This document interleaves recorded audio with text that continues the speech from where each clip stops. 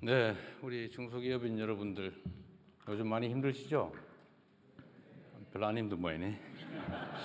다행입니다. 네, 우리가 9980 뭐 이런 얘기가 있죠. 대한민국 경제 중소기업이 차지하는 비중이 99%다. 그리고 고용의 80%를 책임지고 있다. 이걸 줄여서 9980, 이게 중소기업을 의미하는 말로 많이 쓰이는 것 같습니다. 우리나라 기업체가 상당히 많은 편인데 중소기업이 아마도 829만 개쯤 된다고 합니다. 최근에 대한민국 경제가 조금 회복이 돼서 코스피 5천도 들어서고 또 반도체 호황도 맞이했고 또 경제 성장이 많이 회복이 돼서 조금씩 개선된 핵심에는 우리 중소기업인 여러분들이 계신다고 생각합니다. 그런데 제가 작년에 트럼프 대통령을 만났을 때 그 트럼프 대통령께서 그런 얘기를 하시더라고요. 이런저런 얘기를 하다가 이제 신경전 같은 것도 있겠죠. 우리 경제가 사실 참 어렵습니다. 심지어 마이너스 성장도 합니다, 분기별로. 그랬더니 아니 대한민국에 그렇게 좋은 기업이 많은데 그럴 리가 있습니까? 뭐 이렇게 얘기를 해서 더 이상 제가 얘기를 안 했는데 밖에서 보기에는 이제 큰 성공한 대기업들, 글로벌 경쟁력을 가지는 대기업들이 눈에 띄겠죠. 그러나 우리 대한민국 경제에 매우 중요하긴 하지만 그게 또 전부는 아닙니다. 그리고 그 안에 보이지 않는 정말로 많은 중소기업인 여러분들이 대한민국의 고용의 대부분을 책임지면서 또 국민 경제의 중요한 부분을 감당하면서 대한민국 경제를 떠받치고 있다는 건 분명한 사실입니다. 근데 밖에서 보기엔 잘 안 보이는 것 같아요. 앞으로 대한민국의 대도약을 이끌어낼 혁신성장, 또 균형성장, 공정경제, 이 모든 것들은 중소기업의 활성화를 통해서 가능하다고 생각합니다. 물론 대기업도 중요하지만 그에 못지않게 중소기업의 육성, 보호, 또 성장도 중요하다는 게 저희 생각입니다. 지금까지 대한민국 경제는 대기업 중심으로 끌어온 것도 사실이죠. 그런데 저는 앞으로 우리 대한민국 경제의 생태계를 제대로 구축하고 또 탄탄한 지속적인 성장 발전을 위해서는 이 중소기업 포함해서 창업이나 스타트업 이런 것도 매우 중요하다고 생각합니다. 우리 중소기업부 장관도 계신데 제가 중소기업부 장관한테도 각별히 부탁 말씀을 자주 드리는데 어떤 중소기업 활력을 가지고 좀 든든한 풀밭처럼 단단한 생태계가 될 수 있도록 개별 기업들이 생명력을 가지고 자기 역할을 다하고 또 충분하게 성장 발전할 수 있게 하는 게 중요하다 이런 말씀을 자주 드립니다. 약간 벗어나긴 한데 우리 중소기업부 장관 잘하고 계시죠? 별로 반응이 별로 박수 한번 줘보세요 한번.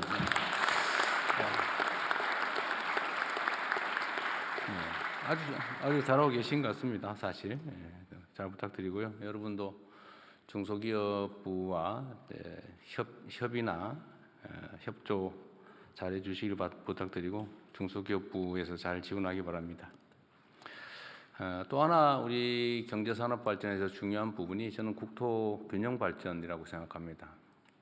이 모든 사회 부분이 양극화돼서 이게 사회적 갈등의 원인이 되기도 하고 또 사람들에게 절망을 불러오는 또 한 요인이기도 한 것 같아요. 기업 영역에서도 일부 기업 중심으로 너무 많이 쏠리는 거 아니냐 그런 우려들도 많이 있습니다. 국토 균형 발전도 보면 수도권 중심으로 일극화돼서 지방은 텅텅 비고 수도권은 미어 터져서 비효율이 발생하고 있죠. 이 문제를 우리가 어떻게든지 좀 완화하고 해결해 나가는 게 중요한 과제라는 생각이 듭니다. 지방에서 또 지역에서 많은 일자리도 만들어내고 또 그 일자리들의 질이 높아지고 기업들도 성장 발전하는 그런 나라를 함께 만들어야 될 텐데 이 자리에 함께 해주신 우리 중소기업인 여러분들의 역할도 참으로 중요하다고 생각됩니다. 그리고 중소기업들이 가지고 있는 공통의 고민이 있죠. 뭐 어려운 환경인 건 어쩔 수 없는 측면이라고 하더라도 대한민국에 좀 독특한 요소가 있습니다. 그게 뭐냐? 소위 착취 구조죠. 중소기업에 대한 뭐 예를 들면 기술 탈취라든지 성과 탈취 또는 소위 요즘 자주 하는 말로 갑질 이런 것에 희생이 돼서 기업들의 혁신 의지를 좀 갉아먹는 게 아니냐 그런 생각이 듭니다.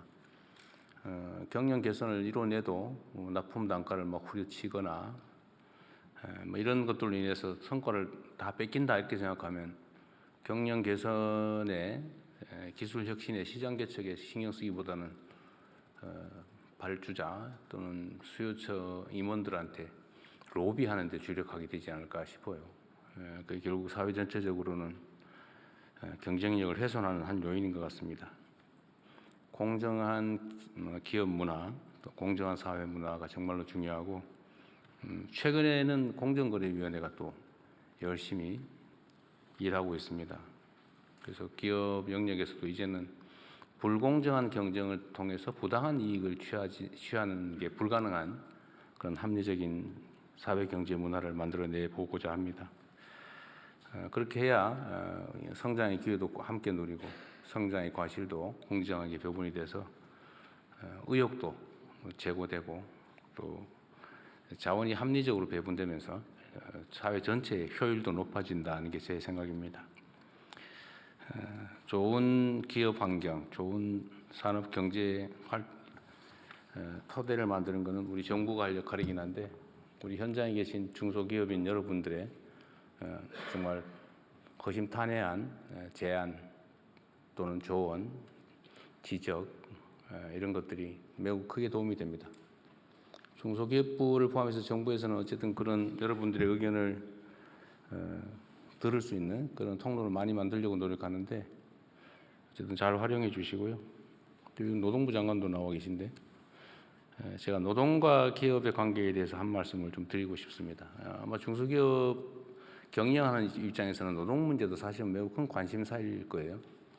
근데 저는 제 개인 뭐 출생과 출신 신분을 보더라도 제가 노동자 출신이기도 한데 저는 우리 사회에서 노동자는 노동자들의 몫을 정당하게 주장하고 또 기업 입장에서는 기업인 또는 경영의 입장에서 할 얘기 충분히 하고 다만 그 이해관계의 조정이 합리적으로 이루어지면 좋겠다. 어느 한쪽도 불합리하게 피해를 입거나 그러지 않을 수 있으려면 정말로 대등한 힘의 관계 속에서 정말 허심탄회한 대화 또 협력이 필요하다 이렇게 생각합니다. 저는 뭐 노동조합 또는 노동자들이 한때는 그런 얘기도 많았죠. 뭐 빨갱이 취급하고 노동 그러면 왠지 뭔가 빨간색이 좀 들어 보이고 불순해 보이고 말이에요.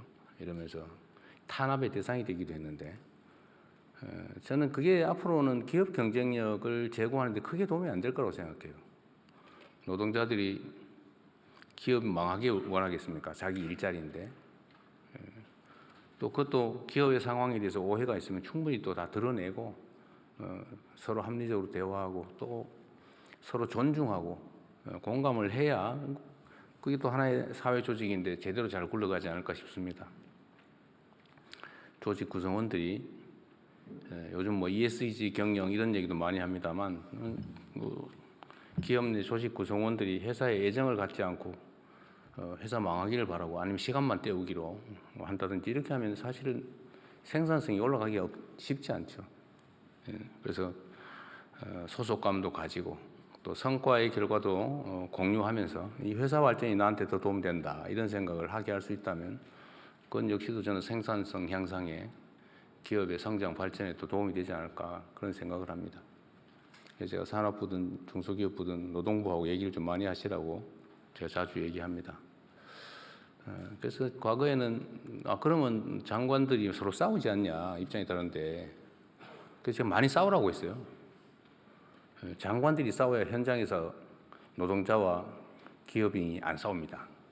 대신 싸워줘야죠. 이해관계를 잘 조정하는 게 중요하다 생각합니다. 어쨌든 오늘의 주제는 중소기업을 또는 창업과 스타트업을 어떻게 지원할까? 우리 중소기업인들이 어떻게 하면 더 나은 경쟁력을 가지고 국제사회에서 대한민국 기업의 이름으로 더 나은 성과를 만들어내게 할 수 있을까, 그런 고민을 하는 자리입니다. 아낌없이 의견 주시고요. 어쨌든 여러분들을 응원하고 또 감사하게 생각합니다. 고맙습니다.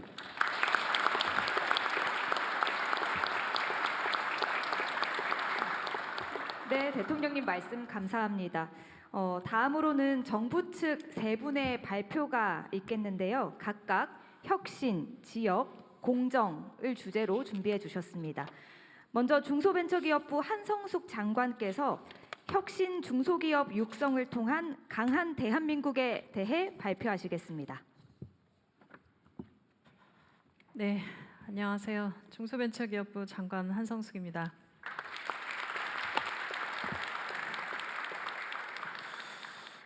제가 오늘 맡은 키워드는 혁신입니다.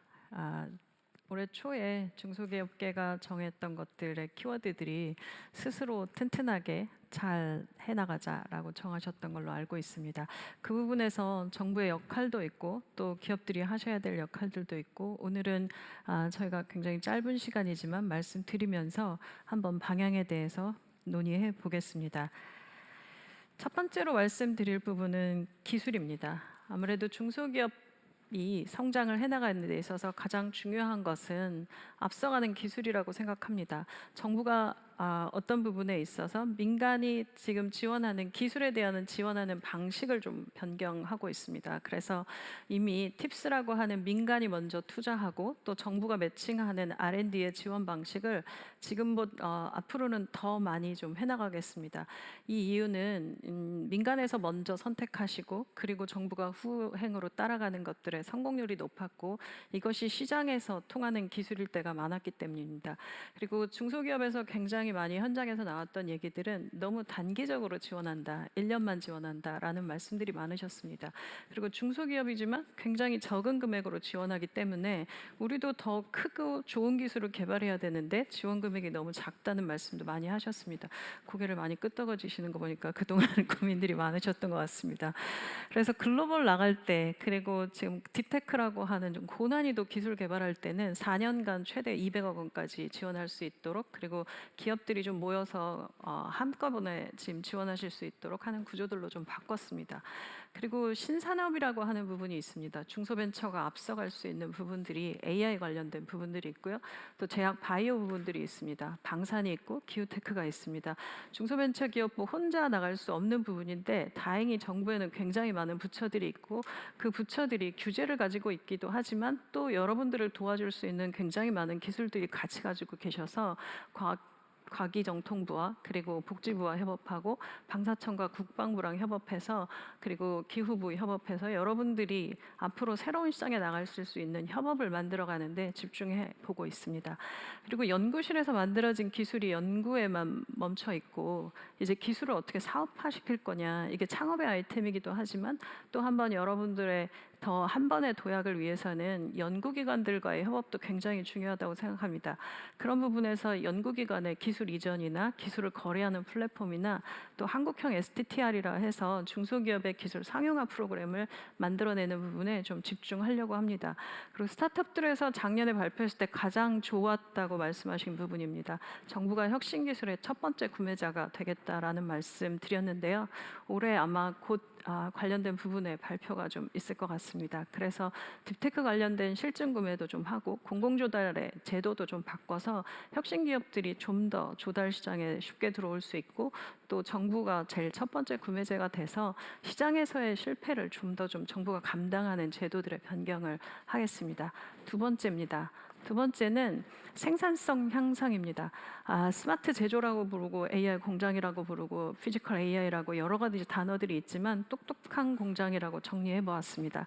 이유는 우리가 일을 좀 더 스마트하게 하고 똑똑하게 해야 그 사람을 뽑기도 힘들고 그리고 시간도 없고 자본도 없는 중소기업에게는 훨씬 더 중요한 부분이라 생각했습니다. 그래서 똑똑한 공장 프로젝트를 가지고 생산성을 높이는데 정부가 집중 앞장서겠습니다. 있습니다.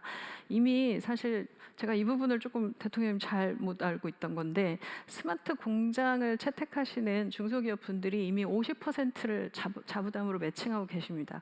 그래서 이 정도의 감당하신 결과가 어떻게 나타나냐면 생산성, 매출액, 품질, 고용, 원가, 산업재해 모두 다 떨어질 것들은 떨어지고 올라갈 것들은 올라갑니다. 우수 사례로 뭐 예그리나뿐만 아니라 앞에 계신 하나금속 대표님도 오시고 모두 다 생산성이 굉장히 많이 빠르게 올라가고요. 불량률 떨어집니다.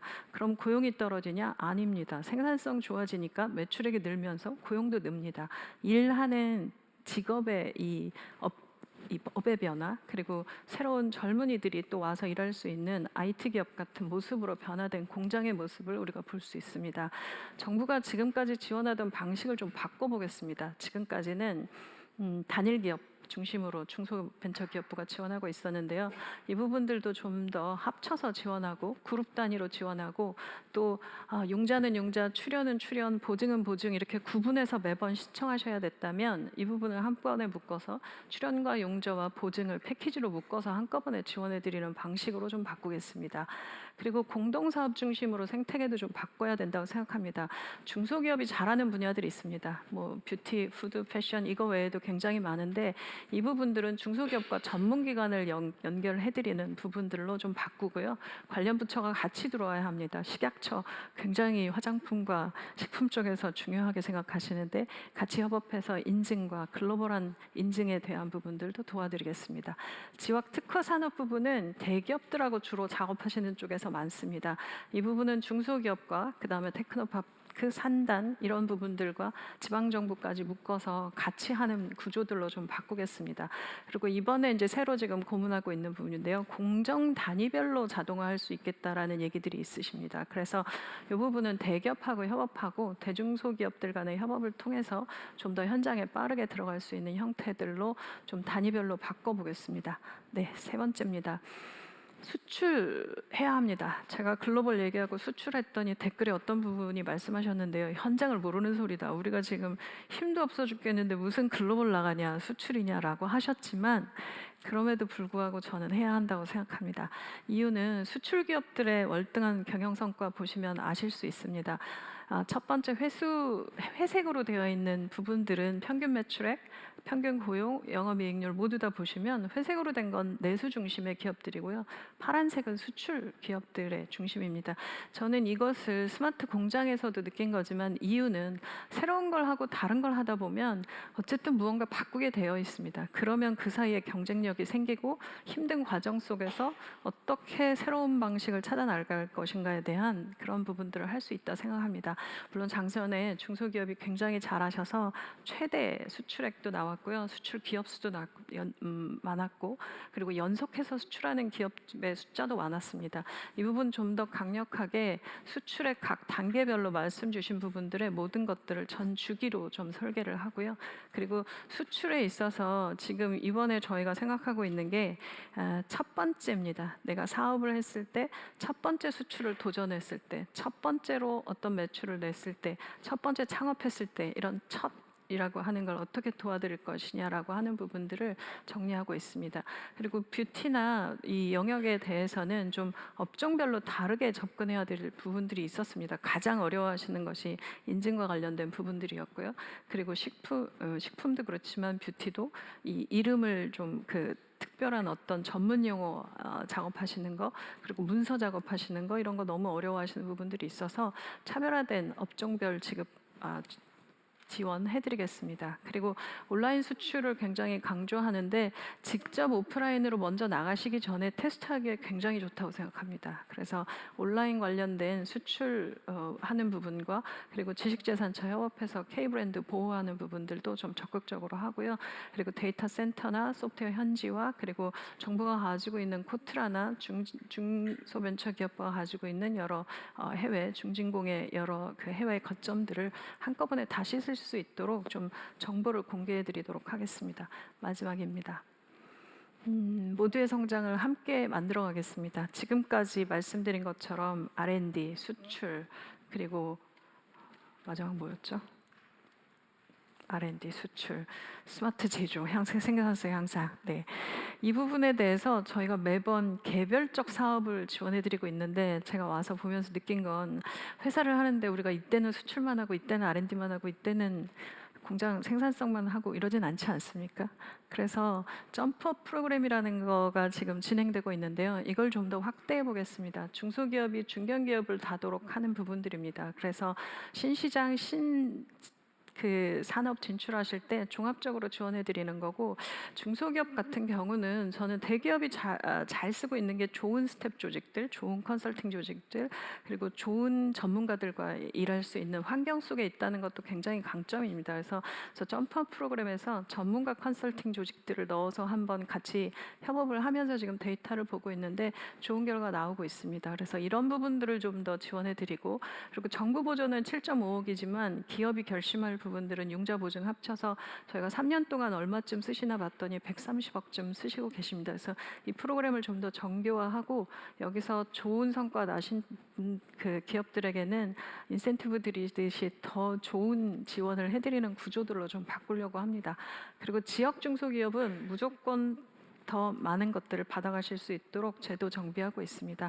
비수도권의 지원 목표제 운영하고요. 창업에 있어서도 지역 거점 창업 도시를 지금 설계하고 있습니다. 그래서 우선 4대 과기원 중심의 창업 도시와 그리고 각 지역의 창조경제혁신센터를 중심으로 한 로컬 창업 지역 거점들 준비하고 있습니다. 그리고 공정위원장님이 더 많이 말씀하시겠지만 대중소기업이 함께하는 부분에 있어서 다양한 생태계를 만드는 데 집중하겠습니다. 그래서 지금까지 있던 그 동반성장 지수 관련된 부분에 온라인 플랫폼이나 방산이나 은행 관련된 부분들, 그리고 대기업과 스타트업 개방형 혁신하는 것 집중하고, 그리고 성과를 공유할 수 있는 여러 제도들을 유관 관련 부처들과 적극적으로 협조해서 모두의 성장을 만드는데 적극적으로 중소벤처기업부도 나서겠습니다. 모두의 시작을 그리고 모두의 성공을 응원합니다. 정부는 최선을 다하겠습니다. 감사합니다. 네, 장관님 감사합니다. 다음으로는 고용노동부 김영훈 장관께서 지역 인재 육성을 통한 지역 균형 성장에 대해 발표하시겠습니다. 여러분 안녕하세요. 고용노동중기부 장관 김영훈입니다. 대통령께서 말씀하셨듯이 88%의 노동자들을 고용하고 있는 중기부의 중소기업의 경쟁력 강화 없이 노동자 채용 개선은 불가능합니다. 모두가 행복하게 일할 수 있는 나라, 우리 고용노동부의 존재 이유입니다. 지역에서 나고 자란 청년들이 고향에서 일자리를 구하고 미래를 이야기할 수 있는 나라, 이재명 정부가 주장하는 지역주도 성장을 노동부가 앞장서겠습니다. 현실은 지역에서는 기업들은 사람을 구하기 힘들고 청년들은 일자리를 찾아 지역을 떠납니다. 노동부가 이 악순환의 고리를 끊겠습니다. 지역의 기업과 대학 그리고 지방정부와 힘을 합쳐서 현장에서 실제로 필요로 하는 인재를 기르고 정착할 수 있도록 취업 지원, 노동환경 개선 그리고 정주 여건 조성 등 패키지로 지원하는 선순환 구조로 바꾸겠습니다. 그 첫 번째 해법은 지역에 특화된 중소기업 인력 양성입니다. 먼저 맞춤형 첨단 인재를 양성하겠습니다. 중소기업, 노동조합, 지방정부 전문가들로 구성된 사회적 논의체를 통해 기업이 진짜로 필요로 하는 교육 훈련 수요를 파악하고 실제 작업 효율을 높여주는 AI 인재, 반도체 기술 인재 등 맞춤형 첨단 인재를 양성하겠습니다. 전국에 있는 폴리텍 대학을 거점으로 훈련 과정을 확대하고 대기업과 지역 거점 대학 등의 훈련 시설 프로그램을 공유하겠습니다. 지역에 있는 청년들도 대기업 교육 프로그램을 함께 사용할 수 있도록 지원하겠습니다. 시간과 여건이 부족한 중소기업을 위해 600명의 능력개발 주치의가 직접 현장을 찾아가 기업 여건에 맞는 노동자 맞춤형 AI 역량 강화 지원하겠습니다. 특히 지역 중소기업에 많이 근무하고 있는 이주 노동자들에 대해서는 숙련도에 따른 체류 기간을 연장하는 등 우수한 외국인 노동자 숙련 인력이 지역에 정착할 수 있는 시스템을 구축하겠습니다. 두 번째 해법은 노동 및 전주 환경에 대한 지원입니다. 먼저 중소기업에 지원하는 각종 고용장려금, 훈련지원금 등을 이제 지역 산단 중견기업까지 확대하고 단계적으로 고용촉진지원금, 채용장려금도 증액하여 지역 우대 정책을 확고히 하겠습니다. 지역 밀집 업종 등 특성에 맞춰 중대재해 예방 인프라 구축을 실현하고 1,000명의 2월부터 나가 있는 1,000명의 산업안전 전문 인력들이 기업에 직접 찾아가서 특화된 안전 일터 조성 사업을 밀착 지원하겠습니다. 정부 주도로 복지, 돌봄, 교통 지원 등 일자리 여건을 조성할 수 있게 올해 500억을 지원하고 단계적으로 확대하겠습니다. 지방정부가 특성에 맞게 주도적으로 산업전환이나 고용 둔화에 즉각적으로 대응할 수 있도록 1,125억 예산도 마련했습니다. 중앙정부의 역할 중요합니다. 개정노조법 안착을 위해 원하청 대화를 제도화하고 지역 중소기업의 임금 복지 격차를 해소할 수 있도록 지도하겠습니다. 지역이 주도하는 일자리 정책 인프라도 구축하겠습니다. 올 하반기에 가칭 지역 고용 활성화법 제정해서 중앙정부는 이를 지원하는 체계를 마련하고 관계 부처와 지방정부 간 협의체를 통해 주거, 자산 형성, 산단 환경 개선 등 정주 여건 조성을 위한 협업을 강화하겠습니다. 지역에서 인재, 지역의 중소기업, 지역 소상공인들이 함께 성장하는 나라, 모두가 행복하게 일할 수 있는 대한민국을 위해 온 나라가 나서겠습니다. 감사합니다.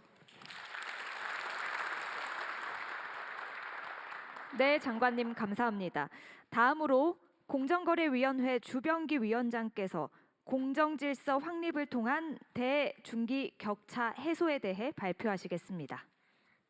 예, 안녕하십니까. 공정거래위원장 주병기입니다.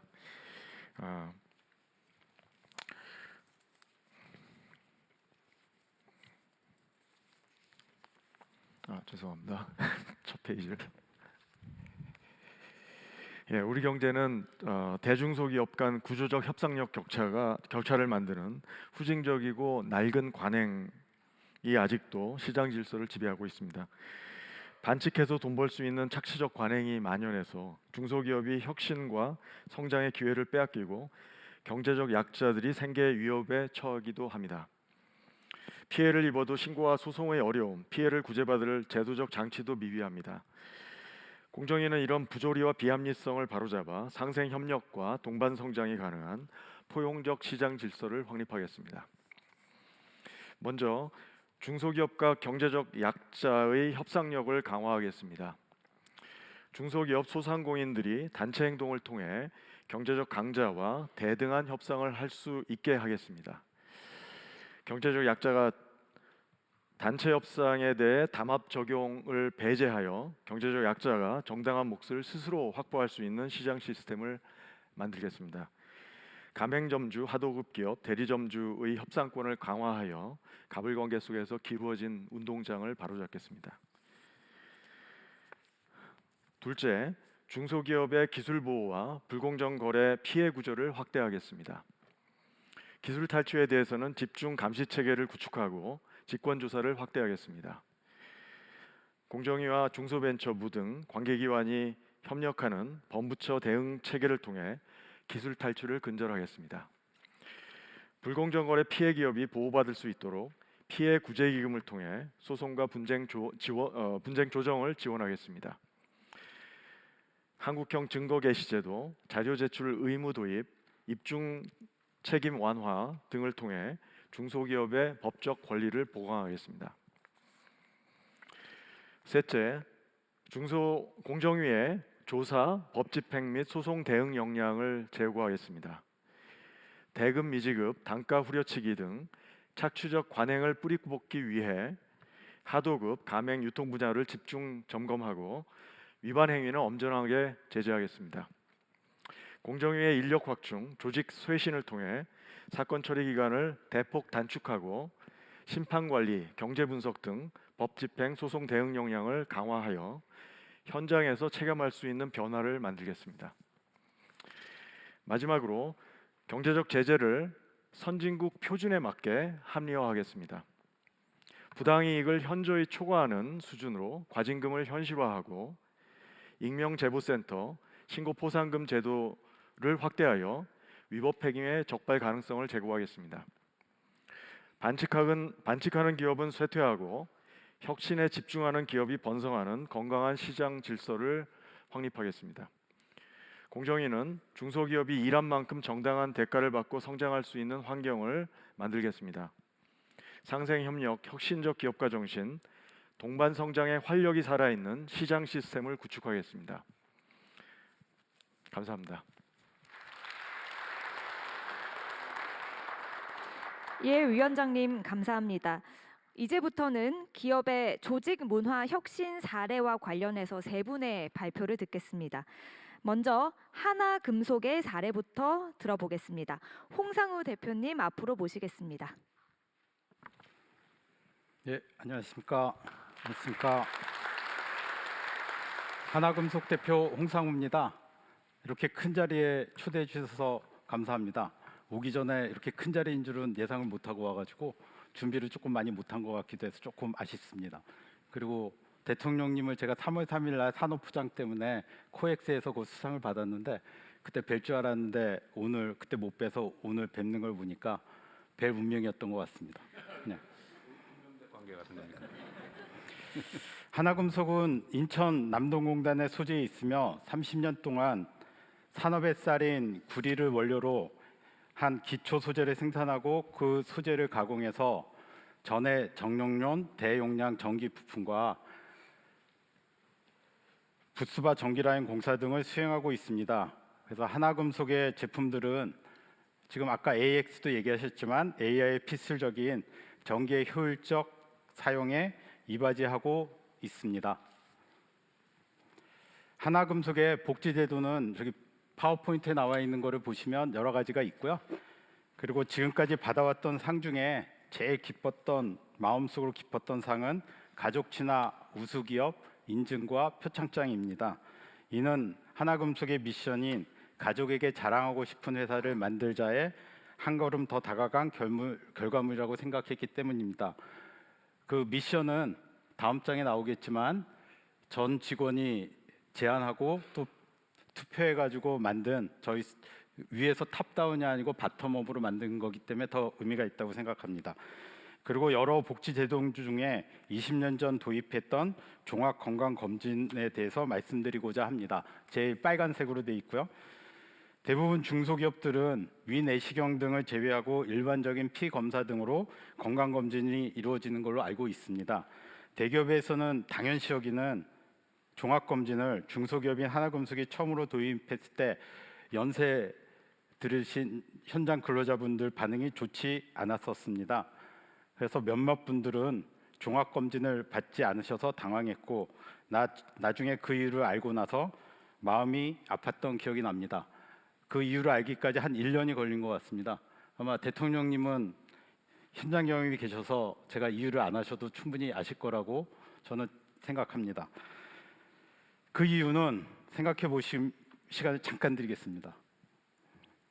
무슨 병이 있으면 회사에서 내쫓으려는 거 아닌가? 또 병을 알아도 고칠 여유가 없는데 차라리 모르는 게 낫다라는 사유였습니다.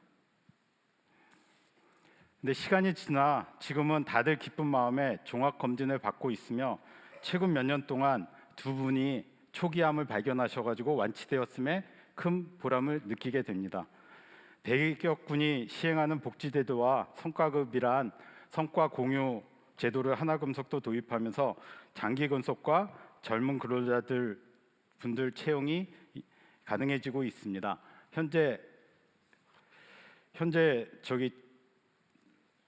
그리고 다음은 하나금속의 조직문화 활동에 대해서 설명을 드리겠습니다. 7년 전 산업단지공단에 중점 혁신 육성 기업에 선정되어 2년간 혁신 활동 지원을 받은 바가 있습니다. 그러니까 왼쪽 파워포인트 왼쪽 부분이 그 사항이고요. 대부분 지원 사업이 아까 중기부 장관님이 말씀하셨던 대로 쇼텀인 3개월 단기인데 비해 중점 혁신 육성 사업은 2년간 지속됨에 따라서 직원들의 혁신 활동 매너리즘 마인드를 극복하고 이제는 무엇인가를 하고자 했을 때 부정적 반응보다는 해보자란 긍정적 태도 변화를 이루는데 크게 기여했다고 생각합니다. 그 변화를 지속하고자 현재까지 지금 5년 됐고요. 자체 비용으로 외부 전문 위원과 내부 역량 강화에 계속 노력하고 있습니다. 그리고 24년부터는 마인드적인 마음이 중요하다는 생각에 가치 경영 선포식을 갖고 미션, 비전, 핵심 가치를 전 직원 참여해 수립했습니다. 핵심 가치인 책임, 열정, 존중이 행동으로 표출될 수 있도록 매일 아침 전 직원이 구호를 외치고 매월 핵심 가치 우수자 표창 등을 하고 있습니다. 이러한 노력을 이어가며 세계 최고 수준의 동가공 토탈 솔루션 파트너가 되고자 노력하고 있습니다. 예, 감사합니다.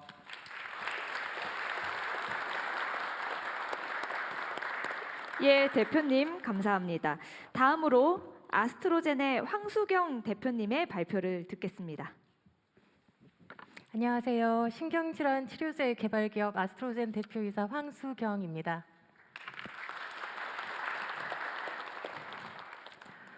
저희는 작년에 중기부 예비 유니콘에 선정된 창업 9년차 기업이고 지금까지 여러 가지 성과도 냈지만 또 이제 신약 개발 회사로서 굉장히 많은 위기를 또 겪어오기도 했습니다. 특히나 하필 임상시험 중에서도 난이도가 제일 높은 자폐 스펙트럼 장애를 택하는 바람에 저뿐만 아니라 진짜 많은 직원들이 번아웃에 빠지고 지치고 퇴사를 하기도 하고 수많은 이런 인간고들을 겪으면서 자연히 이런 고민들이 조직 문화를 어떻게 하면 혁신할 수 있을까? 어떻게 하면 이 사람들이 회사를 그냥 단순한 직장으로 돈벌이 수단으로 생각하지 않고 정말 쉬고 즐기고 놀 수 있는 그런 장소가 될 수 있을까, 이런 것들을 진지하게 고민을 하기 시작했던 것 같습니다. 그래서 제가 나름대로 내렸던 고민은 어떤 직원이 자신의 효능감을 찾는 것이 가장 큰 정답이 아닐까, 이런 생각들을 조금 했었는데요. 이 효능감이라고 하는 것이 이제 자신이 하는 일이 어떤 쓸모로서 다른 사람을 살리고 자기의 존재가 이렇게 좀 의미가 있을 수 있다라고 하는 것을 깨우치게 하는 방법이 뭘까라고 하는 것을 굉장히 여러 가지 측면에서 고민을 하게 됐습니다. 그러다 보니 사실 정답은 굉장히 심플하더라고요. 돈으로 자신의 노력을 정당하게 보상해 주는 것, 이게 정말 어떻게 보면 너무나 당연한 얘기지만 사실 저희 같은 매출이 거의 없는 스타트업 같은 입장에서는 이걸 현실화하기가 굉장히 어렵기도 했습니다. 그렇지만 저희는 작년 기준 전 직원 100% 스톡 옵션을 다 지급을 했었고요.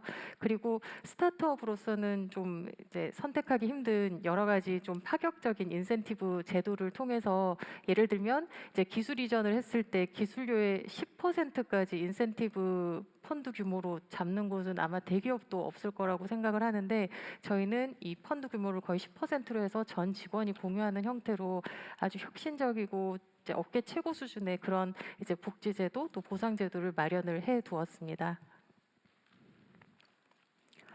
그런데 곧 또 알게 됐습니다. 이 보상만으로는 사람을 끝까지 잡을 수가 없더라고요. 이게 또 나름의 또 여러 가지 이유로 또 버티지 못하고 나가고 지치고 하는 사람들이 또 계속 생기게 되면서, 이게 사람이 일이 힘들어서 무너지게 됐을 때 어떻게 하면 응급조치를 해가지고 빨리 좀 사람을 다시 일어서게 할 수 있을까, 이런 고민을 하게 됐습니다.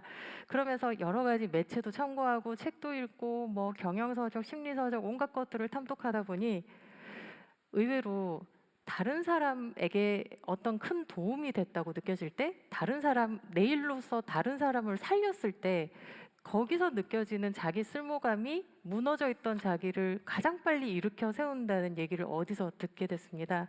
그래서 저희가 작년 초부터 그 스텔라 스텝스라고 하는 프로그램을 이제 회사 내에서 비영리로 운영을 하면서 발달장애 가족, 이제 환자나 가족의 삶에 저뿐만 아니라 직원들까지 다 함께 뛰어 들어가게 됐습니다. 실제로 제가 그 8세 때부터 진료를 한 10년 가까이 해왔던 자폐 청소년이 있는데, 이 청소년을 저희 회사의 그 공감기획 본부장으로 임명을 해서 매주 1회 또는 2회씩 출근을 하고 있습니다.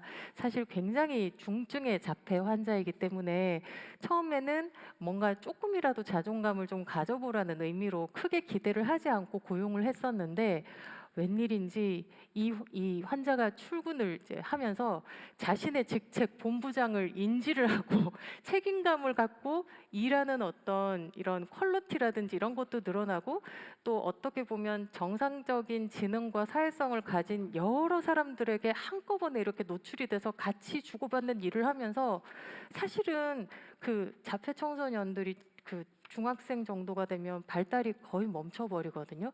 그런데 얘가 다양한 이런 사회성이 있는 사람들하고 근무를 시작하면서 다시 사회성 발달이 올라가기 시작하는 걸 보면서 진짜 제가 의사로서도 깜짝 놀라는 일이 생겼습니다. 그래서 정말 이런 모델을, 아직은 작지만 이제 이런 발달장애 청소년 또 성인들의 직업 모델 또 사회적 참여 모델로 저희가 활용하고자 하고 있고, 또 직원들이 그 활동에 참여를 하면서 이전까지는 본인이 단지 이제 뭐 실험 데이터만 만들고 이게 논문만 나오고 이런 것에서 그치는 것이 아닌가 생각했던 것이 실제로 우리 본부장님의 삶에 이어지고 다른 환자들의 삶에 이어지고 하는 것을 경험을 하면서 엄청난 사명감이 생겼던 것 같습니다. 그리고 또 가장 중요한 마지막 한 가지를 제가 깨닫게 됐습니다. 어떤 보상을 해주고 또 아무리 사명감이 높은 일을 제시를 해줘도 본인의 건강이나 또 가족이 무너지게 되면 아무것도 의미가 없다는 것을 깨닫게 됐습니다. 그래서 아스트로젠은 타인을 살리는 것을 넘어서 직원 본인과 가족까지 함께 지키는 구조를 만들었습니다. 발달장애 자녀나 치매 부모를 둔 직원에게는 치료비와 간병비를 실비 기준으로 매달 지원하고 있고, 또 위기 상황에서는 가족 돌봄 연차를 연차 이외로 또 제공을 해주고 있습니다. 그리고 앞서 하나금속 대표님도 말씀을 하셨지만 저희 건강검진 정말 자부심이 있습니다. MRI, 심장 초음파, HRCT 등등 온갖 일반적으로 할 수 없는 정밀한 그런 검사들을 제가 직접 직원들을 상담해 주면서 요렇게 골라라 해가지고 종합검진을 받을 수 있게 매년 전액을 지원하고 있고, 또 유연근무제와 조기퇴근 제도를 통해서 엄마가 아이를 어린이집에 직접 등원시키고 출근할 수 있게, 또 아빠가 또 가족들과 함께 저녁 식사를 할 수 있게 이런 가족과 함께 할 수 있는 시간을 보장하고 있습니다. 또한 매달 마지막 금요일 오후는 저희가 오후 시간을 온전히 비워서 동아리 활동을 통해서 동료들과 함께 취미와 삶을 나누는 그런 시간을 갖게 하기도 합니다. 저희는 이렇게 일과 쉼 그리고 가족이 분리되지 않는 그런 생활을 하고 있습니다. 내 인생에서 가장 빛나는 순간이 번아웃으로 끝내지 않도록, 그리고 나의 쓸모가 계속해서 다른 사람의 삶을 살릴 수 있도록 아스트로젠은 앞으로도 사람을 지키는 과학을 지속해 나가겠습니다. 감사합니다. 네, 대표님 감사합니다.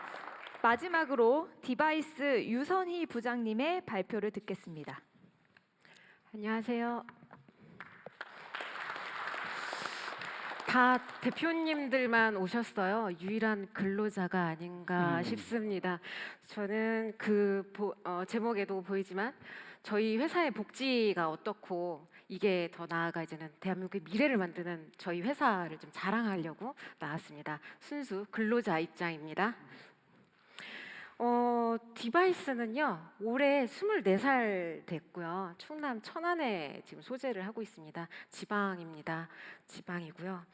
그리고 반도체 디스플레이 공정 설비를 제조를 하고 있고, 요즘 너무 바쁘게 움직이고 있고 한때는 너무 한가했었던 그런 기업입니다. 거기에서 지금 저는 경영팀에 소속돼서 열심히 일하고 있는 근로자, 다시 한번 유선희입니다. 저희 회사는 일하는 놀이터라는 모티브로 한 20여 년을 지금 영위를 하고 있고요. 이런 일하는 놀이터를 위해 어떻게 복지를 운영을 하고 있는지 간단하게 자랑하겠습니다. 우선 사람에 대해서 투자를 하고 있습니다. 그 전년도 초에 그 중소벤처기업부 지원 사업이죠. 그 근로자 우대 장기 저축 공제를 저희가 이제는 전 임직원들을 대상으로 해서 가입을 했습니다. 뭐 다 알고 계시다시피 이 사업은 근로자가 납입하는 그 금액의 20%를 회사에서 더 추가적으로 불입해주는 제도입니다. 그렇게 함으로써 이제는 저도 가입하고 있고 이제 금융적 자산이 근로자한테는 더 늘어나게 되는 거고 회사 차원에서는 이 근로자들의 장기 근속을 또 유도를 하고 있는 상황입니다. 저희 회사가 한 3개년 동안의 그 퇴직률을 한번 확인을 해봤는데 한 7% 정도가 나오더라고요. 그래서 좀 더 낮출 수 있는 그런 기회가 되지 않을까라고 생각하고 있습니다. 또한 지금 사내 근로복지기금 운영하고 있습니다. 아마 여기 계신 업체분들도 다 운영을 하고 계실 건데요. 뭐 아시다시피 학자금, 자녀 학자금이라던가 경조사금, 그리고 주택 구입자금, 더 나아가서 의료비까지 다 지원을 하고 있습니다. 그래서 저도 많이 사용을 하고 있는 상황이고요. 그래서 이걸로 인해서 좀 더 열심히 일을 하고 있는 상황입니다. 현재 총 저희는 8명으로 구성되어 있는 정기노사 협의회를 운영을 하고 있습니다.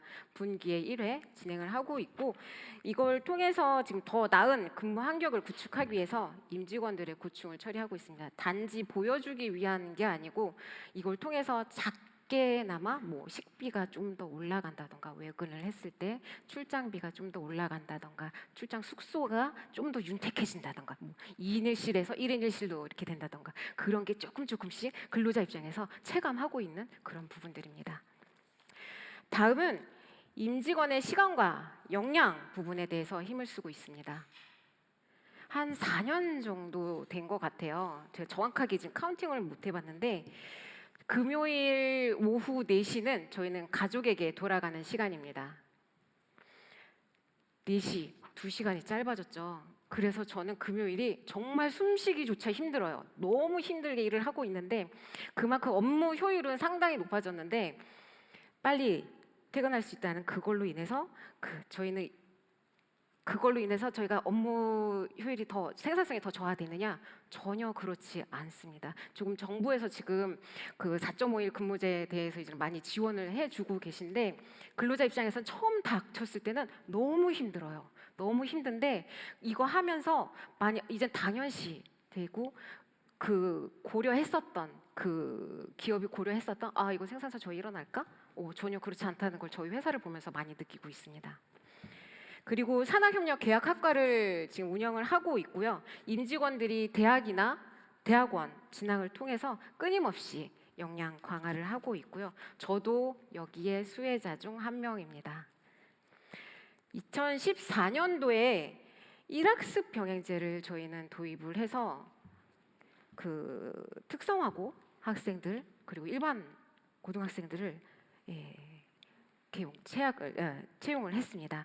또한 최근에는 조기 취업 계약학과도 지금 신규 도입해서 사회 초년생들의 그런 희망이 될 수 있는 회사가 되기 위해서 노력하고 있습니다.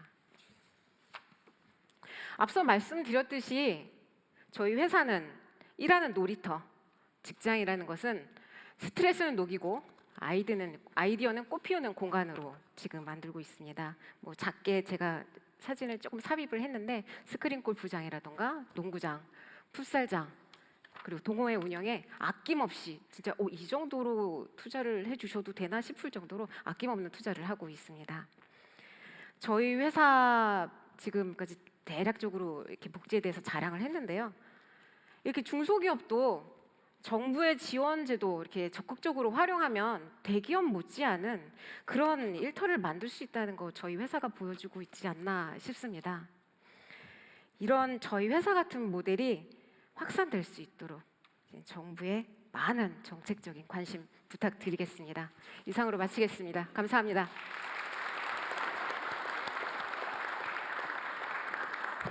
네, 부장님 감사합니다. 이제 참석자 여러분의 의견 들어보겠습니다. 오늘 다양한 분들이 참석해 주셨고요. 그리고 저희가 앞서 3가지 주제에 대한 발표를 들었기 때문에 토론도 혁신, 지역, 공정 이렇게 3가지로 나눠서 먼저 진행해 보겠습니다. 그리고 이어서 자유토론 시간 갖겠습니다. 여기에 참석자분들이 사전에 작성해 주신 의견이 들어가 있는 추첨함이 있습니다. 혁신 추첨함, 지역 추첨함, 공정 추첨함 이렇게 세 가지가 있고요. 제가 여기서 의견을 뽑아서 소속과 성명 그리고 요지를 읽어드리면 이제 작성해 주신 분께서 직접 말씀해 주시면 되겠습니다. 참고로 혁신 추첨함에 가장 많은 분들이 의견을 넣어주셨다고 합니다. 시간 관계상 모든 분들의 의견을 들을 수 없는 만큼 저희가 또 자리에 서면 의견서 비치해 드렸습니다. 꼭 작성해 주시기를 부탁드리겠습니다. 그러면 먼저 혁신 주제부터 추첨하겠습니다. 너무 떨리는 시간인데요. 성창의 이재진 대표님께서 적어 주셨는데요. 두 가지 의견 주셨는데 보증기관의 평가 관련된 것 같은데 혹시 어디 계신가요? 네, 여기 중간에 계시는데 마이크 전달해 드리도록 하겠습니다. 여기 중간에 계시거든요. 마이크 전달해 주시면 되겠습니다.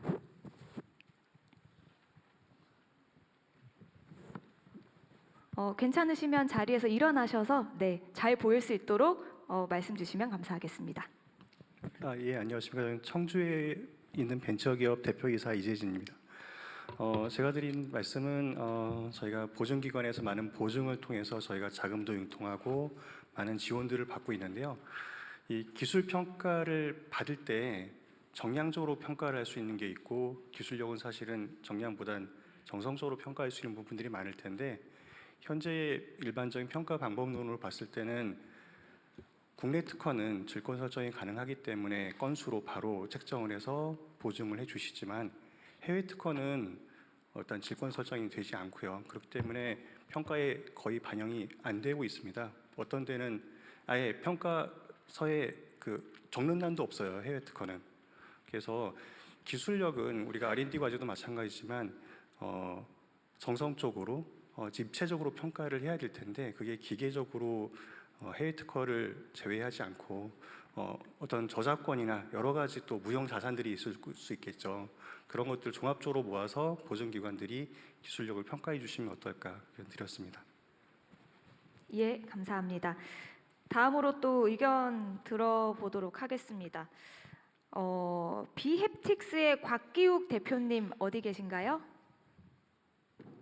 손을 들어주시면 감사하겠습니다. 네, 스타트업 회계 관련해서 적어주셨는데요. 말씀 청해 듣겠습니다. 네, 안녕하세요. 비헵틱스의 대표 곽기욱입니다. 저희는 한성숙 장관님께서 말씀하신 것처럼 이제 실험실 창업으로 해가지고 카이스트 창업을 해가지고 현재는 이제 매출의 한 95% 정도가 해외에서 나오고 있는 이제 그런 스타트업입니다. 저희가 이제 이런 중요한 자리에서 말씀드릴 게 하나는 사소한 건의와 함께 이제 좀 그 건의가 나올 수밖에 없었던 이제 구조적인 문제에 대해서 좀 말씀드리고자 하는데요. 일단 지금은 저희도 팁스를 계속 받으면서 이제 스케일업 팁스를 현재 받고 있습니다. 스케일업 팁스를 근데 받으면서 저희가 이제 제가 제 명으로 이제 연대 보증을 할 수밖에 없었습니다.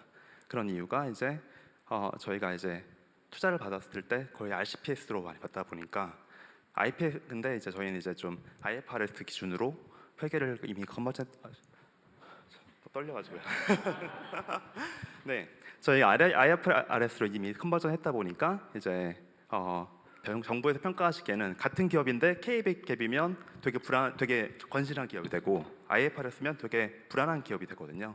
그러다 보니까 IFRS로 컨버전한 기업은 보증보험을 받아와 하고 이제 보증보험에서는 당연히 너희 좀 불안해 보이니까 대표가 연대보증해 이렇게 하고 이제 연대보증뿐만 아니라 뭐 당연히 보증보험료도 연간 한 1,000만 원 정도씩 나가는 게 문제가 되고 있어서 좀 이거는 약간 그래도 좀 바꿀 수 있지 않을까? 스케일업 팁스 쪽에서 조금 더 심사 기준을 좀 잘 봐주시면 바꿀 수 있지 않을까 싶고요.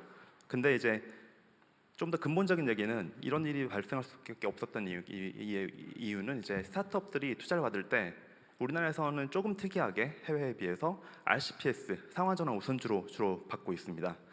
이게 사실은 투자하시는 분들도 여기서 상환이라고 하는 R 쪽이 별로 의미가 없다는 거 아시면서도 굳이 이제 CPS로 그냥 전환 우선주 정도로 이제 투자를 하시거나 이제 보통주로 투자하시는 걸 꺼려하시는 거거든요.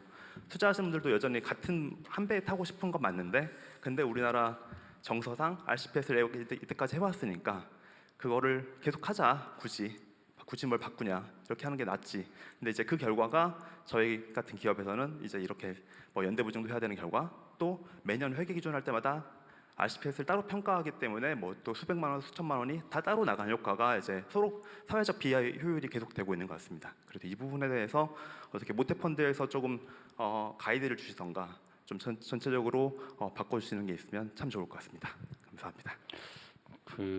제가 잠깐 코멘트를 좀 하면, 이게 지금 두 분 말씀이 사실은 다 비슷한 얘기인데, 사실은 이게 제가 지금 한상숙 장관님한테 중소기업의 이 업무들이 대개 최대한 공평하게 나눠주는 데 집중을 하다 보니까 나중에 혹시라도 심사 과정에서 뭐 누구 편 들었냐, 불공정하지 않냐, 기준이 뭐냐 문책당할까 봐 이 형식적 공정성에 집중하다 보니까요, 저런 문제가 생기는 것 같아요. 그러니까 결국은 책임의 문제 때문에 그런 것 같거든요. 최대한 자율성을 존중하고 꼭 담보가 없더라도 정말로 잠재력이 있는 경우라면 뭐 보증을 하든 지원을 하든지 해주는 게 합리적인데, 그러다 혹시 사고 나면 책임을 물을 때 너 왜 보증이나 담보 없이 더 나은 데도 있는데 여기 했어라는 문책을 당할까 봐 지금 공직자들의 복지 부동이 주 원인이거든요. 또 하나는 이제 악용하는 사람들이 또 있죠. 악용하는 예외적 사례. 근데 그걸 이제 최대한 방어하기 위해서 악용이 불가능하도록 형식적으로 하다 보니까 정량 평가에 치중하게 되죠. 정성 평가보다. 이 두 가지 문제 다 그런 비슷한 측면의 지적일 가능성이 많은데, 또 한 가지는 지금 현재 연대보증이나 이런 걸 하지 말자는 게 사회적 합의인데, 또 웬만한 데는 연대보증은 다 폐지했는데 여기는 연대보증이 살아있나 봐요. 어쨌든 그 문제도. 근데 이게 지금 오늘 말씀하시는 내용들을 우리가 일일이 다 답변 드리기는 어려운데, 그거는 정책에 참고하고 필요한 건 시정하고, 나중에 다 여러분이 내시는 의견이나 뭐 제안이나 질문에 대해서는 다 개별 답을 다 해드릴 거 아닙니까? 네, 맞습니다. 그건 답은 다 해드릴 테니까 의견은 자유롭게 요약해서 압축적으로 가능한 많은 분들이 말씀하시는데, 하여튼 보통 전체적으로 일관되는 정책에 관한 문제들은 가끔씩 코멘트하고, 필요하면 그 부분만 하고 개별적으로 질의응답식으로 하면 몇 분이 얘기를 못할 것 같아요. 그냥 저희 의견은 어쨌든 형식적으로 정책 집행이 되지 않게 하자. 중소기업 지원이라는 게 꼭 헝클어진 머리같이 돼 있어서 막 너무 복잡하고 아무도 알 수 없는, 그래서 지원을 받아주는 브로커 같은 직업도 생겼다면서요. 지원서 대신 써주고 지원 받아주고 그중에 일부 자기가 가지고 뭐 이런 것도 한다고 그래요. 지금 유튜브에 광고하는 것도 봤는데, 여튼 그런 상황이 좀 안 되도록 유효한 부분에 책임지는 지원 사업을 하면 좋겠다. 그래서 머리 빗듯이 한번 싹 빗었으면 좋겠다. 제가 그 말씀 한번 드렸었죠. 네, 대통령님이 그 헝클어진 머리 이야기를 지금 벌써 3번, 4번째 하시는데요. 한번 싹 빗자. 정리 한번 하자. 제가 이 말씀 들을 때마다 막 가슴이 철렁철렁합니다. 제가 일하면서 같은 지적을 3번 이상 들은 적이 이게 지금 지적은 아니고 권고. 네, 권고. 네, 좀 지나면 이제 지적으로 바뀔 것 네. 같아서 저희 보면서요. 지금 말씀 주신 것처럼 사실 국내 특허는 되는데 해외 특허는 안 된다거나 이런 좀 그냥 들으면 좀 상식선으로 들어도 좀 이상한데, 근데 이제 이게 막상 기준으로 지금까지 해오면 담당자들은 기준을 바꾸는 걸 본인들이 바꾸거나 이럴 수는 없어서 한번 저희가 시간이 지나간 제도들이나 이런 부분들은 한 번씩 좀 다 들여다봐야 된다는 생각이 듭니다. 그리고 스타트업이라고 하는 좀 이 새로운 기업의 형태가 나타난 지가 사실 꽤 됐긴 했지만, 또 이렇게 활발하게 정부 자금을 쓰신 지는 또 몇 년 안 된 것도 맞아서 기존의 기업들이 가지고 있던 해외 특허나 이런 부분에 대한 정비들도 있을 것 같고요. 대통령 말씀 주신 것처럼 이제 그 제도를 전부 다 한 번 더 정비하고 또 어떤 부분들 바꿔야 될지 보고 좀 다시 설명드려서 이 헝클어진 머리 말씀은 이제 안 듣는 거를 가급적 몇 달 안에 할지 모르겠지만 하여튼 정리하겠습니다. 네. 현장에서 의견을 많이 주시는 게 중요합니다. 예를 들면 실제 이 제도를 활용할 때 어떤 문제가 있더라, 어떤 불편함이 있더라, 이걸 해주면 사실은 고치는 게 너무 빠르죠. 왜냐하면 공급하는 입장에서는 자기들이 하는 일이 뭐 어떤 문제가 있는지 잘 몰라요. 언제나 수요자 입장에서 여러분들이 잘 지적해 주는 게 그게 도움이 됩니다. 제가 여기서 한번 광고 삼아 말씀드리면 중소벤처기업부 메인에 장관에게 바란다 메일 주소를 열었습니다. 그래서 전에는 그 메일 주소에 막 인증하고 막 이렇게 있었는데요. 그냥 바로 메일로 보내시면 됩니다. 실제로 하루에 한 10통쯤 들어오는데요. 보면 받아서 해야 될 게 많고 저희 국장님들 엄청 힘드시는 걸로 바뀌고 있지만 지금 주시는 것들 개별로는 답변 다 못 드리는데 전체적으로 제도를 변경하는 데는 굉장히 참고가 되고 있으니까요. 오늘 주신 것도 다 보고 또 필요하신 부분들은 메일로 바로 주시면 저희가 다 정돈해서 전체 답변 드리겠습니다. 장관님은 오늘 이 발언으로 한 10배는 더 들어올 겁니다. 이제. 네, 기대합니다. 네. 장관님께서 X에도 그 메일 주소를 올리셨습니다. 그랬어요. 네. 네. 아직 저기 구독자가 얼마 안 되는 것 같더라고. 그러니까 오늘로서 완전히 바뀔 거예요. 네, 계속해서 여러분 의견 듣겠습니다. CIT의 정승 대표님께서 국책과제 대면 평가 시에 온라인 줌 평가 도입 관련해서 써주셨거든요. 어디에 계십니까? 네. 아무 생각 없이 그냥 가장 간단한 거에 적어 있는데요. 얼마 전에 저희가 초격차 서류 평가 통과하고 나서 이제 대면 평가 받게 되어 있었는데 같은 시간에 MWC 행사가 있었습니다. 아시다시피 CES MWC 2파는 세계 3대 IT 전시회로서 저희가 9개월 정도 준비해서 나가고 작년 올해 대한민국 기업으로는 유일하게 언론이 주는 혁신상도 받았거든요. 근데 메일에 대표가 직접 참여하지 않은 대면 평가에 참가하지 않으면 불이익을 주겠다라는 문구가 있었습니다. 그래서 저희가 코트라 한국관 참가하고 해서 직원을 보내서 대리 참석은 허가를 받아야 했는데 직원이 답변한 걸 보고 이의 신청할 수 없을 정도 우리가 떨어졌다는 직감을 했고요. 다만 아쉬운 거는 코로나 시기 때도 온라인으로 평가가 가능했는데 이런 중요한 것을 사업화 평가이기 때문에 대표의 역량에 따라서 당락이 결정된 것들을 오프라인으로만 평가를 받아야 하는지 그거는 좀 바꿔주셨으면 저희 같은 경우에 엔비디 이번에 저희도 고민 엄청 하다가 못 간 이유가 듀라셀 CTO 면담이 있었고 중국의 화로 시작하는 그 전자기업 임원 면접이 있었고 투자가 저희 이번에 가서 100억 이상 투자 상담이 걸려 있는 상태에서 국가 지원을 위해서 회사가 자체적으로 살 수 있는 길을 포기할 수 없어서 갔는데 저희 야부스는 포기하고 가셔서 되셨다고 하더라고요. 그래서 이런 문제는 유비쿼터 시대에 좀 과거에 됐던 거를 없애는 수도 있지만 좀 유연하게 봐주셨으면 좋겠습니다. 그리고 그 평가를 받으러 가려면 길에서 버려야 할 시간이 하루인데 그런 점도 인원이 적은 스타트업에선 되게 중요한 것이라 좀 배려 부탁드립니다. 네. 그런 형식주의를 극복을 해야죠. 그 쓸데없이. 네, 계속해서 의견 들어보겠습니다. 니어스랩의 최재혁 대표님께서 대기업과 중소기업의 상생 혁신 제도에 대해서 하실 말씀이 있으신 것 같아요. 네, 어디에 계신가요? 네, 마이크 전해드리겠습니다. 안녕하세요. 니어스랩 최재혁입니다.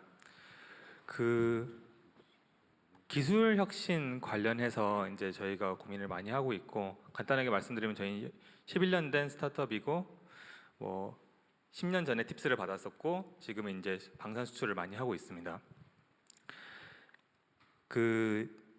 스타트업이고 작은 기업이기 때문에 잘할 수 있는 혁신들이 있고 스타트업이기 때문에 어려운 혁신들이 있는데 이런 부분들을 대기업이나 국가 출연 연구소를 통해서 좀 진행될 수 있는 그런 트랙이 있으면 좋겠습니다.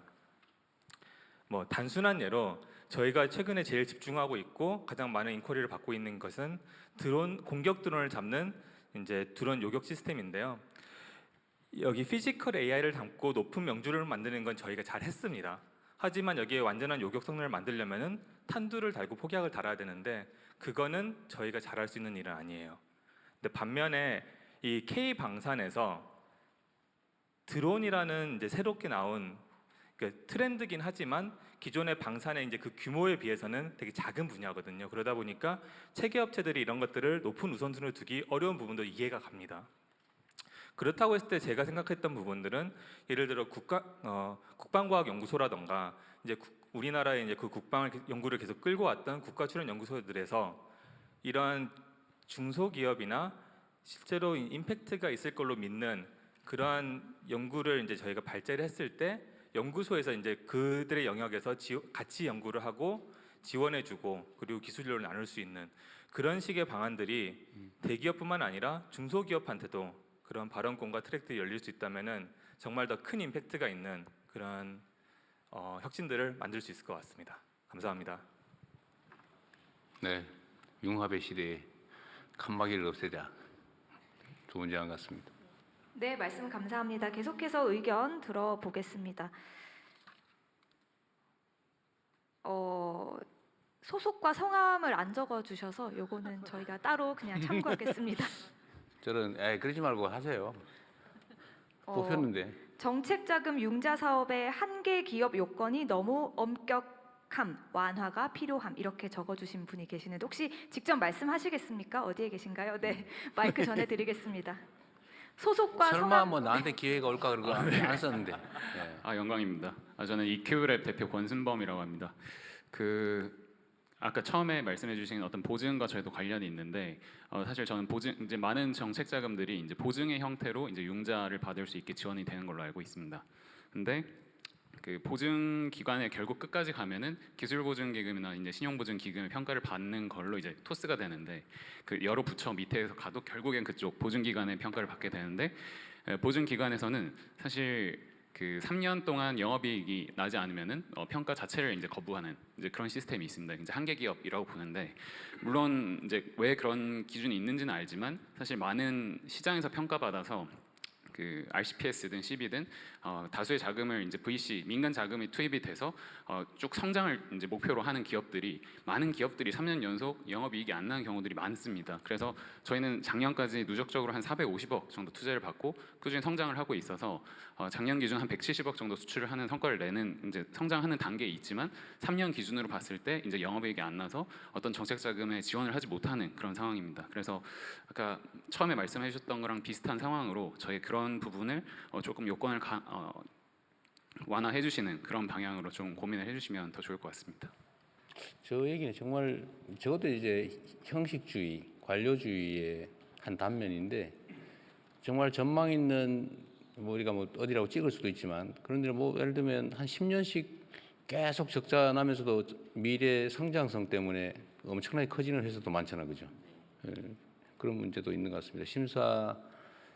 심사 기준을 형식적으로 만들어 놓고 형식적 심사를 하니까 저런 경우가 생기는 것 같아요. 뭐 기준이 왜 이렇게 만들어졌는지는 이해는 되는데 또 한편으로 보면 대기업들은 사실 10년 동안 적자 나도 계속 키워가는 사업부들도 있고 그것이 이제 바이오 같은 경우 완전 대박이 나는 이런 경우들도 있고요. 지금 바이오 기업들 같은 경우 이제 10년 정도 뒤에 10년 동안 매출 하나도 없다가 또 1년 만에 1,000억씩 뭐 이렇게 내는 형태로 바뀌고 있고 산업이 바뀌고 있는 중이라 이 제도를 좀 한번 봐야 하는 부분이 있습니다. 근데 이제 한계 기업에 대한 정의도 또 다들 또 각자 좀 다르시니까 이 부분은 한번 지금 말씀 주신 내용들 보고요. 업력에 대한 고려들도 좀 해보고 그리고 또 투자를 받으신 게 있다면 뭐 조건들을 지금보다는 좀 세분화해서 가야 할 거라 생각됩니다. 예를 들면 특정 항목의 일정한 예를 들면 뭐 1조 원을 어느 영역에 보증해 준다고 할 때 일률적 기준으로 하지 말고 일정 포션은 이런 잠재력 기준으로 하는 그런 방법도 연구해 보면 좋을 것 같아요. 그러니까 중소벤처기업부는 지금까지는 이제 중소기업을 이렇게 하나의 틀로 좀 봤던 것 같은데 바이오나 방산이나 이렇게 좀 크게 로봇이나 이런 분야들은 좀 다른 기준이 있을 수도 있어서 이 업종별 접근이라고 하는 것에 개념을 좀 한번 넣어보려고 지금 하고 있습니다. 근데 산업부 장관이 나오셨는데 정책시장이 이게 지금 중소기업부가 이런 그 시스템 설계에 권한이 별로 없죠. 주로는 다른 부처들이 그런 권한을 가지고 두 기관이 이제 보증은 각각입니다. 금융위가 신보하고 이 기술 보증기금은 중소벤처부가 감독하는데 기준도 중소벤처부가 정할 수 있습니다. 보증 관련해서는 저희가 제대로 잡는 게 맞습니다. 말씀드린 대로 이제 투자 이렇게 10년 그렇게 그 이익이 안 나고 그런 데는 사실은 이제 투자가 더 적합하긴 하죠. 근데 보증은 이제 일종의 대출 비슷하게 되는데 보증 기술 보증도 이렇게 투자형으로 이렇게 전환할 수 있는 그런 프로그램도 만들어가지고 계속 좀 늘려가고 있습니다. 그런 쪽. 또 연구해 네, 보시죠. 중소기업의 혁신과 관련해서 다양한 의견 주셨고요. 이번에는 지역 추첨함에서 뽑아보도록 하겠습니다.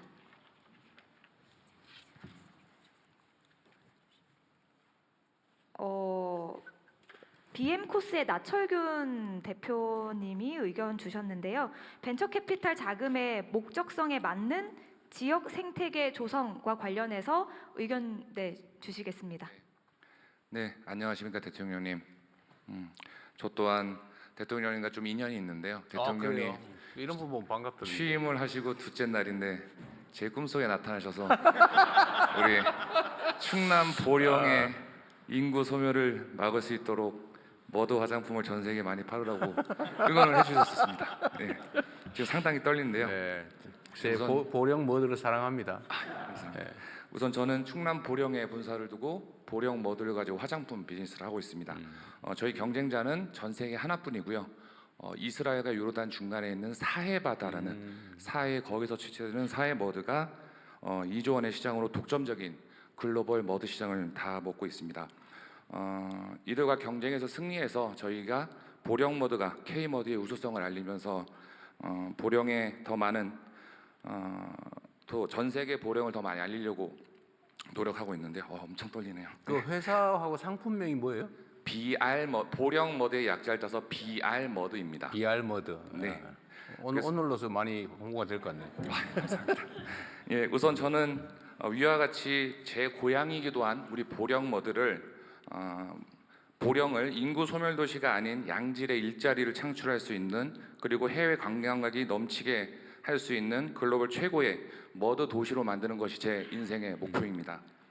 그래서 최근에 저희 기업은 또 K뷰티 최초로 대기업도 하지 못했던 K뷰티 최초로 미국 국방부의 승인을 받아서 현재 미국 내 100개 정도의 PX, PX가 한국에 있는 PX 사이즈가 아니라 거의 코스트코 정도 되는 게 하나의 PX입니다. 그곳에 100개 기지에 저희 12개 머드가 들어간 제품을 첫 수출을 하는 큰 성과를 얻었습니다. 예, 전 오늘 두 가지 의견을 좀 준비했는데요. 축하 박수 한번. 네, 감사합니다. 첫째는 좀 마케팅에 대한 좀 부탁을 드리고 싶습니다. 우선 전 세계인들이 사해 머드, 데드시 머드는 아니지만 K 머드에 대해서는 전혀 알고 있지 못합니다. 그래서 K 머드를 수출하기 위한 마케팅에 좀 어려움이 있는데요. 대통령님께서 좀 해외 국빈이나 국가 이런 큰 행사가 있을 때 저희 보령 머드 화장품을 선물로 좀 해줄 수 있으면 저한테 큰 도움이 될 거라고 생각하고요. 네. 그리고 참고로 내일도 저희 광화문에도 조그맣게 뭐가 있는 걸로 알고 있습니다. 예, BTS 공연이 있는데요. 혹시 그런데도 좀 선물로 날아갈 수 있는 기회를 만들어 주신다면 전 세계 보령 머드를 알리는 기회가 될 것 같습니다. 이제 두 번째로는 그 벤처 투자 생태계에 대한 좀 보완을 요청드리고 싶습니다. 사실은 벤처 투자라는 게 국가 자금을 활용해서 산업 생태계를 조성하는 큰 의미가 있다고 제가 알고 있습니다. 대통령님, 근데 제가 많은 벤처 캐피탈을 만나봤지만 산업 생태계 육성보다는 사실은 빠르게 엑시 가능하고 안전한 투자처에 사실은 더 많은 관심을 가질 수밖에 없는 게 현실입니다. 하지만 이러한 점들을 좀 보완을 해서 산업의 생태계를 키울 수 있고 그리고 특히 지방 기업들에게 투자를 받기 상당히 어렵습니다. 예, 지방 기업들에게 원활한 이런 생태계를 만들 수 있는 투자가 이루어질 수 있는 기회가 있기를 좀 보완해 주시면 진심으로 감사하겠습니다. 그 우리 사장님 얘기를 꿈에 나와서 그런지 모르겠는데 올해 지방의 펀드를 40% 강제 할당하기로 했죠. 그리고 지금 이제 전국에 걸쳐서 작년에 저희가 4개 지역의 지역 펀드를 만들었는데요. 올해도 지금 4개 정도 생각하고 있었는데 너무 많이 요청들을 하셔서 그래요? 전국에서 그리고 전국의 지방의 그 은행이나 이런 곳들의 좀 참여도 굉장히 많아서 아마 지방에 그 관련된 투자 자금이 이제 올해부터는 좀 내려가게 될 거라고 생각합니다. 네. 네, 꼭 잘 신청하도록 하겠습니다. 네, 지방의 비중을 40% 하기로 했어요. 40%를 목표치로 정해서 가급적이 40%를 최소한 넘길 수 있도록 그렇게 하려고 하니까 작년이나 그 이전보다는 많이 기회가 생길 겁니다. 그런 자금을 받아서 꼭 보령을 최고의 머드의 도시로 만들어 보겠습니다. BR 모드 화이팅. 감사합니다. 근데 그 효과는 검증된 거예요? 제가 사실 차에 가지고 왔는데 가져올 수 없어가지고 여기서 제가 꼭 써봐야 합니까? 아니면 보령 머드를 쓰면 하루 만에 피부가 달라질 거고요. 우리 김혜경 여사님의 피부도 10년을 젊어지실 겁니다. 우리 제가 사장님 피부가 좋아 보이긴 하네요. 제가 꼭 관계자분을 통해서 꼭 전달드리도록 하겠습니다. 네. 감사합니다. 예, 감사합니다. 한 분 더 의견 들어보겠습니다. 이노하스의 박지수 대표님 어디 계신가요? 강원도 정선과 충북 제천에서 식품 제조업을 하고 계시다고 합니다. 네, 안녕하세요. 저는 이노하스 대표 박지수입니다. 저희는 식품 제조 회사이고요. 저희도 잠깐 회사 홍보를 하자면은 저희 매출의 현재 80%가 미국 그리고 유럽 등 수출에서 발생을 하고 있는데요. 해외에서 운영 중인 브랜드는 썬리푸즈이고요. 국내에서는 온담백이라고 운영을 하고 있는데 주요 제품은 냉동 김밥, 냉동 비빔밥 등 K푸드입니다. 앞서 말씀드린 것처럼 저희는 제조 회사이고 현재 강원도 정선과 충북 제천 두 곳에 공장을 운영하고 있습니다. 그런데 이미 개선을 해주시겠다고 말씀을 주셨지만 제가 건의드릴 내용은 지방에서 근무하는 직원들의 주거 환경 문제입니다. 현재는 지방에서 직원들을 확보하기가 굉장히 어려운 상황입니다. 그렇다 보니 저희도 대다수의 직원분들이 외국인 근로자나 또는 타 지역 인력들로 구성이 되어 있습니다. 이분들의 장기 근속을 위해서는 저희가 당연히 어떤 주거 환경을 마련할 수 있도록 지원을 해야 되는데요. 사실 이런 부담을 기업이 개별적으로 모두 책임지기에는 조금 한계가 있습니다. 그래서 건의드리고 싶은 부분이 산업단지 내에라도 의무적으로 공동기숙사를 설치를 하거나 또는 생활환경 인프라를 마련을 해주시면 그만큼 근로자분들도 좀 더 안정된 환경에서 근무를 하실 수 있고 저희 기업도 좀 더 고품질의 제품을 생산하는 데 집중을 할 수 있을 것 같습니다. 네, 감사합니다. 지금 어디 있다고 그랬어요? 강원도 정선 그리고 충북 제천입니다. 정선, 제천. 제천은 그래도 시인데 정선은 상당히 외진 데군요. 네, 강원도 정선에서도 영월 근처에 있는데요. 이 지역에서는 지금 산업단지 내 기숙사를 운영을 하고 있지만 수요 대비 공급이 너무 부족한 편입니다. 그래서 지금 회사에서 1시간에서 1시간 반 떨어진 거리에서 직원들이 대부분 출퇴근을 하고 있는 상황입니다. 영월 근처면 영월 단종 비빔밥 이런 거 하면 잘 될 것 같은데. 좋은 아이디어 감사합니다. 네. 그 지방의 고용 지원 정책은 지금 정선은 농어촌 기본소득 시행 지역이 아니죠 아직까지는. 사실 그것도 꽤 도움이 될 텐데요. 알겠습니다. 네, 감사합니다. 이제 공정과 관련해서 의견 주신 분들 추첨할 텐데요. 저도 공정하게 그 비율에 따라서 이제 추첨한다는 점을 말씀드리겠습니다. 혹시 오해가 있으실까 봐요. 혁신에 가장 많은 의견을 주셔서 좀 시간을 좀 더 할애했고요. 그다음에 이제 공정까지 맞습니다. 실질적 공정을 실현하지 못하면 문책당합니다. 그래서 뒤에 자유토론 시간도 가지도록 합니다. 네, 주식회사 리플라이 서동은 대표님 어디 계십니까? 네, 그 직장 내 분위기 개편과 관련해서 의견 주시려고 하는 것 같습니다. 네, 제가 건의사항을 사실 거기 5개를 적었는데요. 네, 그냥 빠르게 빨리 말씀드리고 넘어가겠습니다. 저는 플라스틱 재활용하시다 보면은 너무 다른 재질들이 많아서 그거를 미생물이 불필요한 재질만 산화시키고 대부분의 재질을 고품질로 자동차나 가전에 쓰일 수 있게 하는 그런 기업이고 지금 이제 공장을 사서 설비를 넣어서 양산을 막 하고 있습니다. 네, 건의사항 첫 번째는 이미 그 장관님께 지난번에 말씀드렸던 건데요.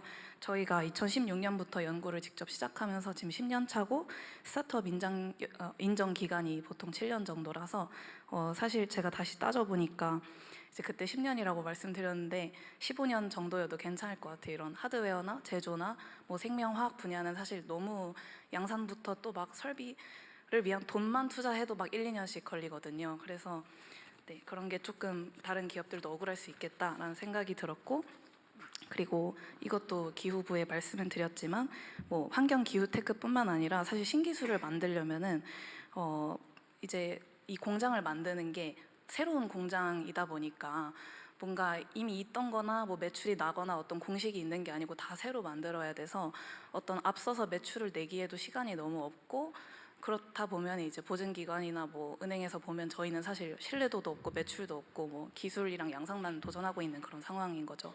그래서 그때도 말씀드렸던 게 뭐 기술보증기금이나 신용보증기금 등에서 대출 뭐 한도도 조금 더 늘려주시고, 이게 보증 기준을 제가 아이디어를 낸 거는 그래도 어쨌든 돈은 벌어야 되고 그쪽에서도 신뢰도를 확보해야 되니까 적어도 기업에서는 수요자를 데리고 와서 뭐 LOI, 뭐 품질 충족 조건부의 그런 수요서 같은 것들을 받아가지고 어느 정도 이렇게 심사를 좀 공정하게 해주시면은 도움이 될 것 같고, 저희뿐만 아니라 다른 곳도 평균적으로 200억에서 500억 정도 필요함을 말씀을 드립니다. 그리고 네, 세 번째는 사실 환경 기후 쪽이긴 한데 유럽에서 이미 하고 있는 것 좀 같이 하자라고 말씀드리고 싶었던 건데요. 유럽에서 새로 ERBR 규제로 이제 자동차에 25% 이상 재활용 플라스틱을 넣어야 한다라고 하니까 국내 자동차 업계가 많이 저희 회사를 찾아주고 계십니다. 그래서 이런 쿼터제라고 하는데 그런 것들 제가 남겨놓고 가겠고요. 마지막으로 저기 뽑혔던 거는 다른 분들도 많이 말씀하셨던 것처럼 주 4일제나 뭐 아니면 10 to 4 같은 건데, 이제 저도 창업 초기에는 막 14시간 하루에 그렇게 막 일하고 하루에 밥도 거의 안 먹고 이렇게 일을 했었는데, 사실 좀 이게 전반적으로 산업 분위기나 제도적으로 좀 강제가 되어야만 이게 좀 될 것 같고, 아마 여기 계신 대표님들 다 모두 정신과 약도 드실 것 같고 수면제도 드실 것 같은데요. 네, 그런 부분이 좀 다 같이 좀 개선이 되었으면 좋겠습니다. 감사합니다. 의견 감사합니다. 근데 제가 지금 발견했는데 우리 서동은 대표님께서 4장을 넣어주셨어요. 이 완벽한 불공정인. 네, 뽑힐 확률이 이제 굉장히 높으셨던 분인 것 같습니다. 비슷한 색깔의 펜으로 비슷한 글씨체가 있어서 봤더니 우리 정책시장 말씀에 하면 벌떼 입찰해야 된다고. 네, 플렉스의 장혜남 대표님 어디 계십니까? 네, 정부의 AI 투자와 관련해서 말씀 주실 것 같습니다. 안녕하세요. 기회 주셔서 감사합니다. 저는 HR 기반 AI 플랫폼 스타트업 플렉스 대표 장혜남입니다. 저희는 기업의 사람과 조직 문제가 가장 풀기 어렵고 풀었을 때 가장 큰 임팩트가 있을 것이라고 믿고 창업한 7년차 스타트업입니다. 200명이 넘는 팀원과 함께 3,000개가 넘는 유료 고객사들이 플렉스와 함께 성장하고 있습니다. 우선 대통령님, AI 서비스 기업으로서 국내 AI 산업에 대한 정부의 막대한 투자를 정말 환영하고 감사합니다. 다만 이 투자가 성공하려면 자동차 엔진을 만드는 정책에서 완성차를 함께 만드는 정책으로 패러다임을 바꿔야 한다고 생각합니다. GPU 반도체 파운데이션 모델 같은 자동차 엔진은 오직 성능으로 결정되는 승자 독식의 제로섬 게임입니다. 결국 좋은 엔진 한두 개만 남고 나머지는 모두 죽을 겁니다. 그에 반해 AI 서비스, 즉 완성차는 그 시장에 누가 가장 잘 이해하고 먼저 선점하느냐의 레이스 게임입니다. 한두 개 남는 엔진이 아니라 수십 개, 수백 개가 공존할 수 있는 AI 서비스가 살아야 AI 생태계가 유지됩니다. 당장 엔진은 수입해서 써도 충분하다고 생각합니다. 한성숙 장관님께서 서비스가 시장을 선점하면 사회의 OS가 된다는 걸 누구보다 잘 이해하시리라 믿습니다. 그러나 최근 국가 AI 전략위원회 한 위원께서 분석한 AI 재정 분포를 보면 우리 정부 예산이 얼마나 엔진만 열심히 만들고 막상 그 엔진의 언제 완성차 시장을 외면하고 있는지가 한눈에 드러납니다. 우리 목표가 미국, 중국에 이은 세계 3대 AI 강국으로 알고 있습니다. AI 엔진과 함께 AI 서비스 시장도 3강이 아닌 적어도 10강에는 진입시켜야 가능성이 있다고 생각합니다. 솔직히 말씀드리면 지금의 나눠먹기식의 소액의 바우처, 지원금, 투자금으로는 글로벌 시장을 장악할 AI 서비스 유니콘 기업이 나오기 쉽지 않습니다. 그래서 제가 필승법을 하나 제안드리고 싶은데요. 정부가 직접 차기 AI 서비스 유니콘들의 최대 고객이 되어주시길 간곡히 부탁드립니다. 미국 국방부가 아마존 웹 서비스의 고객이 되어 전 세계 엔터프라이즈 기업들을 수월하게 확보할 수 있는 보증 수표가 되었듯이 말입니다. 청와대가 국내 AI 서비스를 적극적으로 도입해 주십시오. 중기부에서도 고용노동부에서도 공정거래위원회에서도 꼭 도입해 주십시오. 물론 플렉스를 도입하시면 더할 나위 없이 좋겠습니다. 그 강력한 레퍼런스 하나면 우리 AI 서비스 기업들이 글로벌 시장을 열어나갈 능력은 충분히 갖추고 있다고 생각합니다. 특히 플렉스는 현재 기업 가치 5천억이 넘어선 차기 유니콘으로 기업 가치 1조 원이 얼마 남지 않았습니다. 이재명 정부에서 AI 엔진 서비스 기업이 아닌 AI 서비스 기업으로서는 가장 먼저 1호 유니콘 기업이 되겠습니다. 저희 같은 스타트업이 정부에 진짜 필요로 하는 무기는 바로 이러한 명확한 지원책이라는 점 꼭 말씀드리고 싶었고요. 저는 대통령님이 실용적이고 합리적인 분으로 알고 있습니다. 전향적인 검토 부탁드립니다. 그거 안 하면 불합리한 사람 되는 거예요? 비실용적인 사람들이 잘 챙겨주세요. 네, 더 깊은 말씀은 한성숙 장관님과 깊게 나누고 싶습니다. 감사합니다. 네. 예, 감사합니다. 이제는 앞선 주제와 무관하게 자유롭게 의견 주시는 시간으로 넘어가 보고자 합니다. 저희가 약속한 시간이 한 10분 정도 남았기 때문에 핵심만 간단하게 부탁드립니다. 그러면 조금 더 많은 분들의 의견 들을 수 있을 것 같습니다. 제일 먼저 손 드셨는데요. 이제 앞에 계신 분께 먼저 마이크 전달해 드리겠습니다. 존경하는 대통령님께 제가 이렇게 말씀드릴 수 있는 기회에 대해서 감사합니다. 저는 발명 창업, 딥테크 발명 창업에 대해서 말씀드리고 싶습니다. 저는 중소기업인으로는 최초로 특허청으로부터 올해의 발명왕을 수상하기도 했고요. CES 혁신상을 6년 동안 12개 수상하여 세계에서 저희의 혁신성을 충분히 인정을 받았습니다. 하지만 저희는 한 창업 14년이 다 되어가는 기업인데요. 제대로 된 시리즈 투자를 전혀 받지 못했고 그렇게 어렵게 생존을 하고 있습니다. 그런데 이제 저희가 그 13년, 14년을 생존할 수 있었던 것은 이 기술을 믿고 함께 해준 세계 최고의 연구진이 있었고요. 그리고 90여 명의 엔젤 투자자들이 저희에게 투자를 해줬습니다. 그리고 무엇보다 큰 힘이 된 거는 정부의 R&D 자금이었습니다.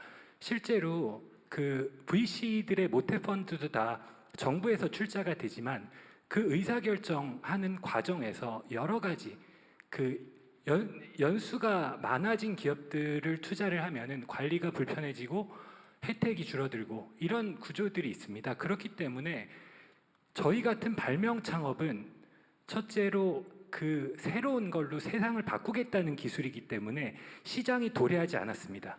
그래서 시장에 대한 불확실성이 투자를 어렵게 합니다. 그리고 새로운 기술로 세상을 바꾸겠다는 것을 스타트업이 하겠다라는 거, 여기서도 투자가 어렵습니다. 그렇기 때문에 저희는 VC 투자를 거의 받지 못했고요. 그럼에도 정부 R&D 자금은 저희의 기술력과 특허와 이런 가능성을 보고 투자를 해줬기 때문에 저희가 지난 13년을 버티면서 이 기술을 개발해 올 수 있었던 것이고요. 이건 정말 진심으로 감사드립니다. 그런데 이 스타트업 업계에서는 이렇게 정부 R&D 자금을 받아서 연명하는 스타트업을 좀비 스타트업이라고 부릅니다. 제대로 된 사업 모델이나 가능성이 있으면 민간 자본의 투자를 받지 왜 그걸 못 받느냐. 근데 발명 창업, 그 중에서도 새로운 것을 하겠다는 이 카테고리는 기존의 분류에 들어가지 못하는 경우가 많습니다. 실제로 저희가 만드는 기술은 AI OS 시대가 왔을 때 AI의 브레인 말고 AI와 어떻게 대화를 할 것인가, 그 음성 입력에 대해서 전 세계에서 가장 앞선 기술을 가지고 있습니다.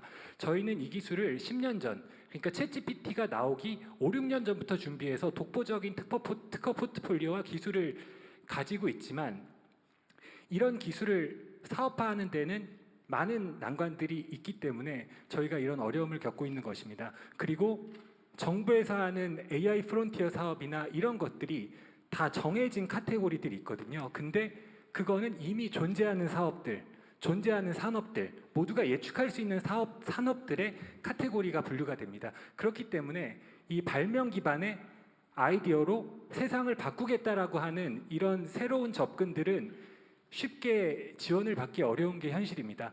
그래서 제가 구체적으로 부탁드리고 싶은 것은 아까도 얘기가 많이 나왔는데 7년이 넘어가고 10년이 넘어가면 기회가 거의 없습니다. 근데 뭐 초기 창업 기업들에게 더 기회가 가야 된다는 부분도 저희도 충분히 공감을 하기 때문에 경쟁할 수 있는 기회 자체를 박탈하기보다는 감점이나 아니면 초기 기업들의 가점을 줘서 경쟁을 어느 정도는 할 수 있는 그런 기회는 만들어 주시면 너무 좋겠다는 생각이고요.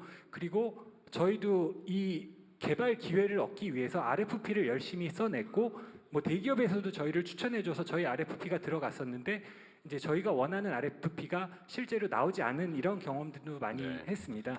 그것은 이미 존재하는 산업들, 예상되는 것들은 충분히 잡을 수 있지만 그렇지 않은 것들은 카테고리 자체가 없어서 기회를 못 잡거든요. 그런 자유 주제들도 충분히 많이 확보를 해주시면 저희 같은 발명 기반의 새로운 접근을 하는 기업들이 기회를 많이 얻을 수 있을 것이라고 생각하고요.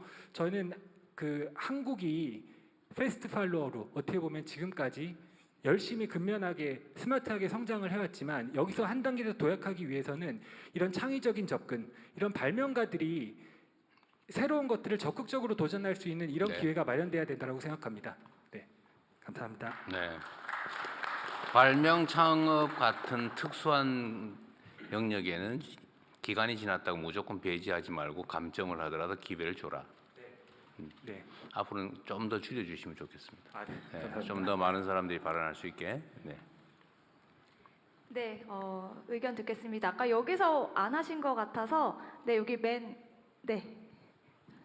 우리 제 쪽에 계신 안기령 분께 마이크 드리겠습니다. 부대변인 엄청 공정해지고 있어요. 다음은 뒤쪽으로 하겠습니다. 아, 예, 훌륭하십니다. 예. 대통령님 안녕하십니까? 저는 이제 대전에서 배터리 기술로 스타트업 운영하고 있는 리베스트의 대표이사 김주성입니다. 저희 리베스트는 지역에서 이제 시작해서 글로벌 시장에 연결되면서 AI 반도체, 드론 방산 분야에 꼭 필요한 그런 실리콘 음극을 가진 고용량, 고에너지 밀도의 배터리와 전고체 배터리 등 차세대 배터리 개발하고 생산해서 판매를 하는 글로컬 기술 스타트업입니다. 저 같은 경우는 지역에 대해서 좀 두 가지 말씀드리고자 하는데요. 요약해서. 예, 저는 이제 수도권에서 태어나서 대학까지 다녔고 석사, 박사 과정을 하면서 대전에서 스타트업으로 카이스트로 내려와서 이제 공부를 했고요. 공부한 것을 바탕으로 이제 대전에서 창업까지 하게 됐습니다. 그래서 이제 수도권하고 지방을 다 경험한 사람으로서 한 가지 느낀 건 좀 분명한 것 같습니다. 확실히 이제 지역과 수도권의 격차는 존재를 하는 것 같고요. 그 격차를 어떻게 줄이느냐라는 관점에서의 생각들을 좀 하고 있습니다. 결국에는 이제 좀 토양의 차이인 것 같은데요. 지금 좀 개천에서 용닭이 좀 어려운, 좀 작을 밭에서 이제 거목이 자라기 좀 어려운 그런 어려운 현실인 것 같습니다. 근데 이런 것들이 좋게 좋은 토양이 자라고 지방에도 다시 한번 만들어진다면 지방에서도 다시 한번 이제 용인하고 거목 같은 기업들이 나타날 거라고 생각합니다. 저는 이제 그 격차를 줄이기 위해 가장 좋은 방법은 지방에서도 이제 우수한 기업을 만드는 거라고 생각하고 있고요. 이런 것들을 통해서 더 나아갈 수 있다고 생각합니다. 좀 간단히 말씀드리겠습니다. 네, 간단하게 압축적으로. 예. 그래서 이제 지방에서 저희가 이제 하고 있는 것들은 방산 쪽에 이제 들어가는 배터리인데요. 이 방산 쪽에 들어가는 배터리에서 하나 좀 걱정되는 부분들은 대기업들이 하고 있는 전기차나 ESS, IT 배터리랑은 다르게 이런 방산이나 드론에 로봇에 들어가는 배터리들은 이제서 좀 열리고 있는 그 블루 오션입니다. 그래서 이제 생산하는 장비들이 캐펙스 투자가 좀 겹치기도 할 텐데요. 이 캐펙스 투자 겹치는 거에 대해서 중소기업들과 스타트업들이 그 대기업들과 경쟁되지 않도록 하나의 그 장벽들을 좀 만들어줄 수 있을까, 이런 것들을 좀 부탁드리고 싶습니다. 미안합니다. 죄송합니다. 그리고 이제 또 하나는 던진 건 아니에요. 예. 그리고 또 하나는 이제 양말 왜 이러세요? 죄송합니다. 예. 제가 오히려 죄송한 것 같습니다. 또 하나는 이제 최근에 이제 대기업, 그러니까 국내 배터리 시장이 좀 크지는 않습니다. 그래서 대기업들이 3사가 있고 중견 허리급은 사실 다 외국에 인수나 합병이 되었고요. 저희 같은 이제 스타트업들이 좀 남아서 세계 시장을 좀 두드리고 있는 상황인데, 이런 상황에서 이제 국내 배터리 시장을 좀 보게 되면은 대기업 제품하고 그리고 FTA 혜택을 받은 좀 외국산 배터리들이 좀 주로 이루어지고 있는 것 같습니다. 이런 부분에 있어서도 한국 배터리 기업들이 한국에서 좀 판매를 할 수 있도록 제도나 정치들이 좀 보완됐으면 좋겠습니다. 네, 감사합니다.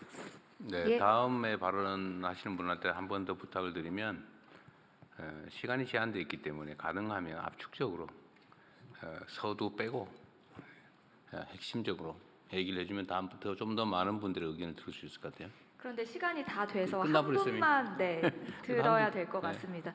뒤에 여기 이제 여성분께 마이크 전해드리겠습니다.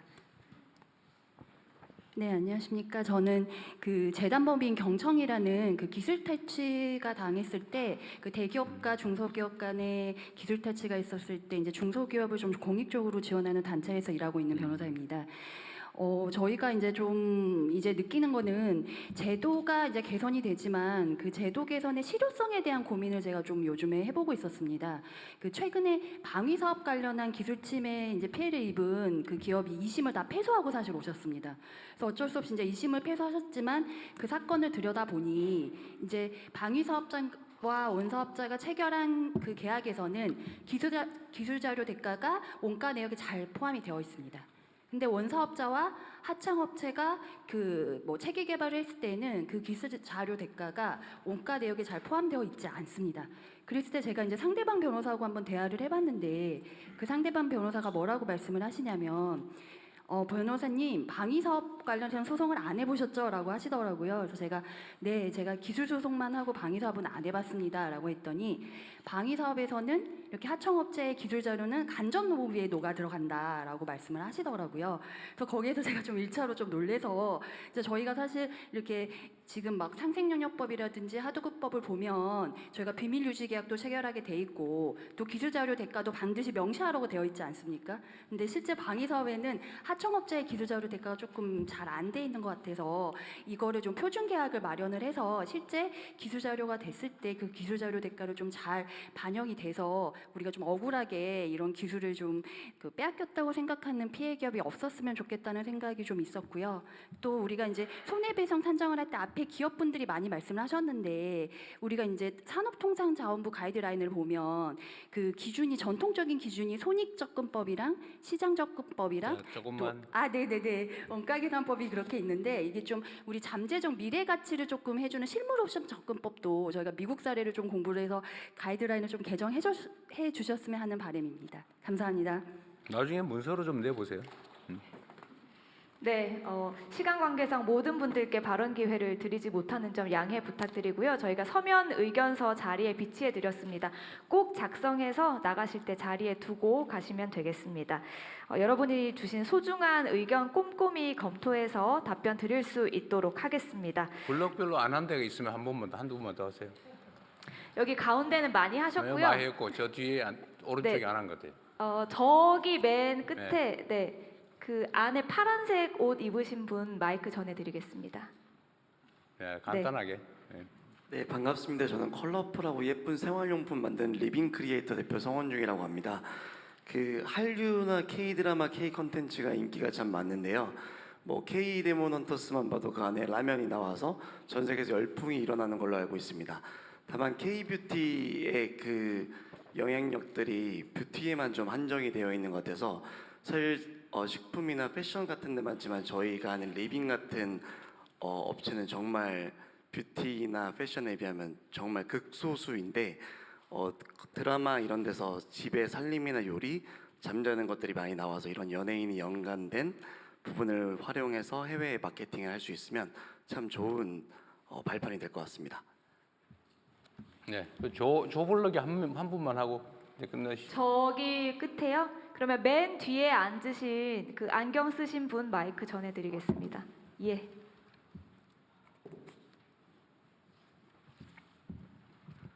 네, 기회 주셔서 감사합니다. 저희 주식회사 누보는 완효성 코팅 비료를 바탕으로 해서 글로벌 그린 바이오 기업을 지향하는 회사입니다. 작년에 매출을 1,000억 정도로 했고요. 수출액을 한 270억 정도를 기록했습니다. 다른 부분보다는 하나 말씀드리고 싶은 게 이제 아마 중반쯤 되면은 국민성장 펀드가 아마 이제 시작이 되는 걸로 알고 있습니다. 그런데 지금 많이 집중되어 있는 종목들이 약간 첨단 전략 산업 위주로 조금 재편이 되어 있는데요. 저희 비료 회사, 비료 기업 같은 경우에는 사실 국내 식량 안보를 책임지고 있는 기업입니다. 그런데 이제 이런 부분들에 비해서 사실은 첨단 전략 산업 위주로 재편이 되어 있다 보니까 아무래도 시장의 관심이나 투자자들의 관심이 그런 쪽으로만 몰려갈 수 있는 그런 지금 상황이라고 좀 말씀을 드릴 수 있습니다. 그래서 대통령님께서 그리고 관련된 부처에서 이런 부분 꼭 이 산업 그리고 국가에서 필요한 산업에 있어서는 좀 관심을 가져주시면 그런 정부의 관심이 또 시장의 관심으로 또 전환될 수 있는 그런 기회가 있기 때문에 이런 부분에 대해서는 꼭 한번 고려해 주셨으면 좋겠다는 생각하고 있습니다. 네. 예, 의견 감사합니다. 대한민국 99%의 도약을 위하여 중소기업인과의 대화. 이제 대통령님 마무리 말씀 부탁드립니다. 네. 여러분들 하실 말씀 진짜 많으시죠? 우리 장관님 많이 간담회 많이 하시죠? 네, 많이 합니다. 그래도 이렇게 많이 얘기하실 게 많은 거죠. 네, 많이 하는데 또 워낙 많은 숫자들이 있으시니까. 물론 그러기도 한데 네. 사실은 이미 하고 있는 내용에 대해서 아직은 이제 인지를 못해서 중복되게 얘기하는 것도 꽤 많죠. 그러니까 기존에 우리가 하던 정책 중에서 바꿔서 여러분들이 사실 현장에 느끼는 문제의 상당 부분은 우리도 나름은 수집해서 이제 시정하고 새로운 제도를 도입하고 또 문제 지적하는 것 중에 불가피한 거 이런 것들은 또 뭐 약간의 교정을 통해서 하기도 하고 합니다. 그럼에도 불구하고 좀 어쨌든 이런 토론을 좀 많이 해야 됩니다. 하여튼 어떤 방법이든 간에 제가 계속 청와대든 각 부처든 한 얘기의 핵심은 하여튼 공급자 중심의 사고에서 좀 벗어나자. 특히 이제 직업 공무원들 입장에서는 맨날 똑같은 일을 하기 때문에 하여튼 머릿속에 딱 고정이 되어 있는 게 있어요. 그러니까 현장에서 수요자 입장에서 서보지 않았기 때문에 아주 오랜 세월 언제나 공급자 중심의 주는 쪽 생각 또 주는 쪽의 입장이 유리한 그런 생각이 좀 경도되어 있기도 하죠. 어떻게 하면 더 관리를 편하게 어떻게 하면 문책을 좀 덜 나가면서 어떻게 하면 덜 의심받으면서 원만하게 일을 할까 이렇게 이제 가면 온갖 구멍들이 생기는 거죠. 현장에서 보면 이 불합리한 결과도 많고 형식적 심사에 따른 부당한 결과, 결론적으로 부당한 결과 그런 것들이 꽤 많이 있을 겁니다. 그래서 수요자 중심의 사고를 하려면 어쨌든 현장과 대화를 많이 하고 현장에서의 문제 지적이나 제안을 좀 많이 받자라고 얘기하고 있어요. 제가 보면 우리 부처 중에서 중기부 장관께서 가장 열심히 어쨌든 접촉하고 고민하고 계신데 앞으로 좀 많이 개선될 겁니다. 그리고 이게 이제 우리나라 중소기업들은 결국은 이제 국내 시장만 대상으로 하는 경우보다는 결국 전 세계를 대상으로 하는 수출 기업으로 성장을 대체적으로 원하게 될 텐데 어쨌든 아까 얘기했던 것 중에 우리는 앞으로 대한민국이 살 길은 통상국가로서 세계 시장을 최대한 확장해야 된다. 소위 경제 영토를 최대한 넓혀야 된다 이렇게 생각합니다. 그래서 제가 지금 하고 있는 것 중에 제외 공간들을 지금부터는 외교는 기본으로 하되 이제 문화와 산업 진출의 교두보로 만든다. 그다음에 두 번째로는 각각의 제외 기관들이 민간 또는 민관 또는 관 조직들이 복잡하게 얽혀 있는데 이걸 각 지역별로 특성에 맞춰서 통합 관리하자. 정보권 공유도 좀 하고 기왕 가능하면 공간도 좀 같이 쓰고 업무도 공유하고 이렇게 관련 기관 간의 연계성을 좀 강화하라고 지시도 해놓은 상태고 좀 계속 좀 추진해가고 갑니다. 그리고 어쨌든 수출 해외 진출에 대해서는 각종의 무슨 방법들 아까 말 제시도 많이 하셨는데 그 써놓은 것 말고도 많죠. 어쨌든 각종의 지원 협업 방법들을 저희도 최대한 많이 발굴하고 지원을 강화하려고 합니다.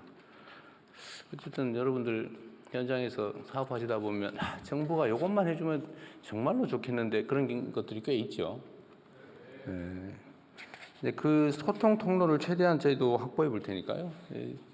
시스템적으로 그걸 막 복잡하게 하지 말고 어쨌든 아무 데나 던져놓으면 우리가 다 알아서 검토하고 또 바꿀 건 바꾸고 조치할 건 조치하고 그렇게 하도록 저희가 노력하겠습니다.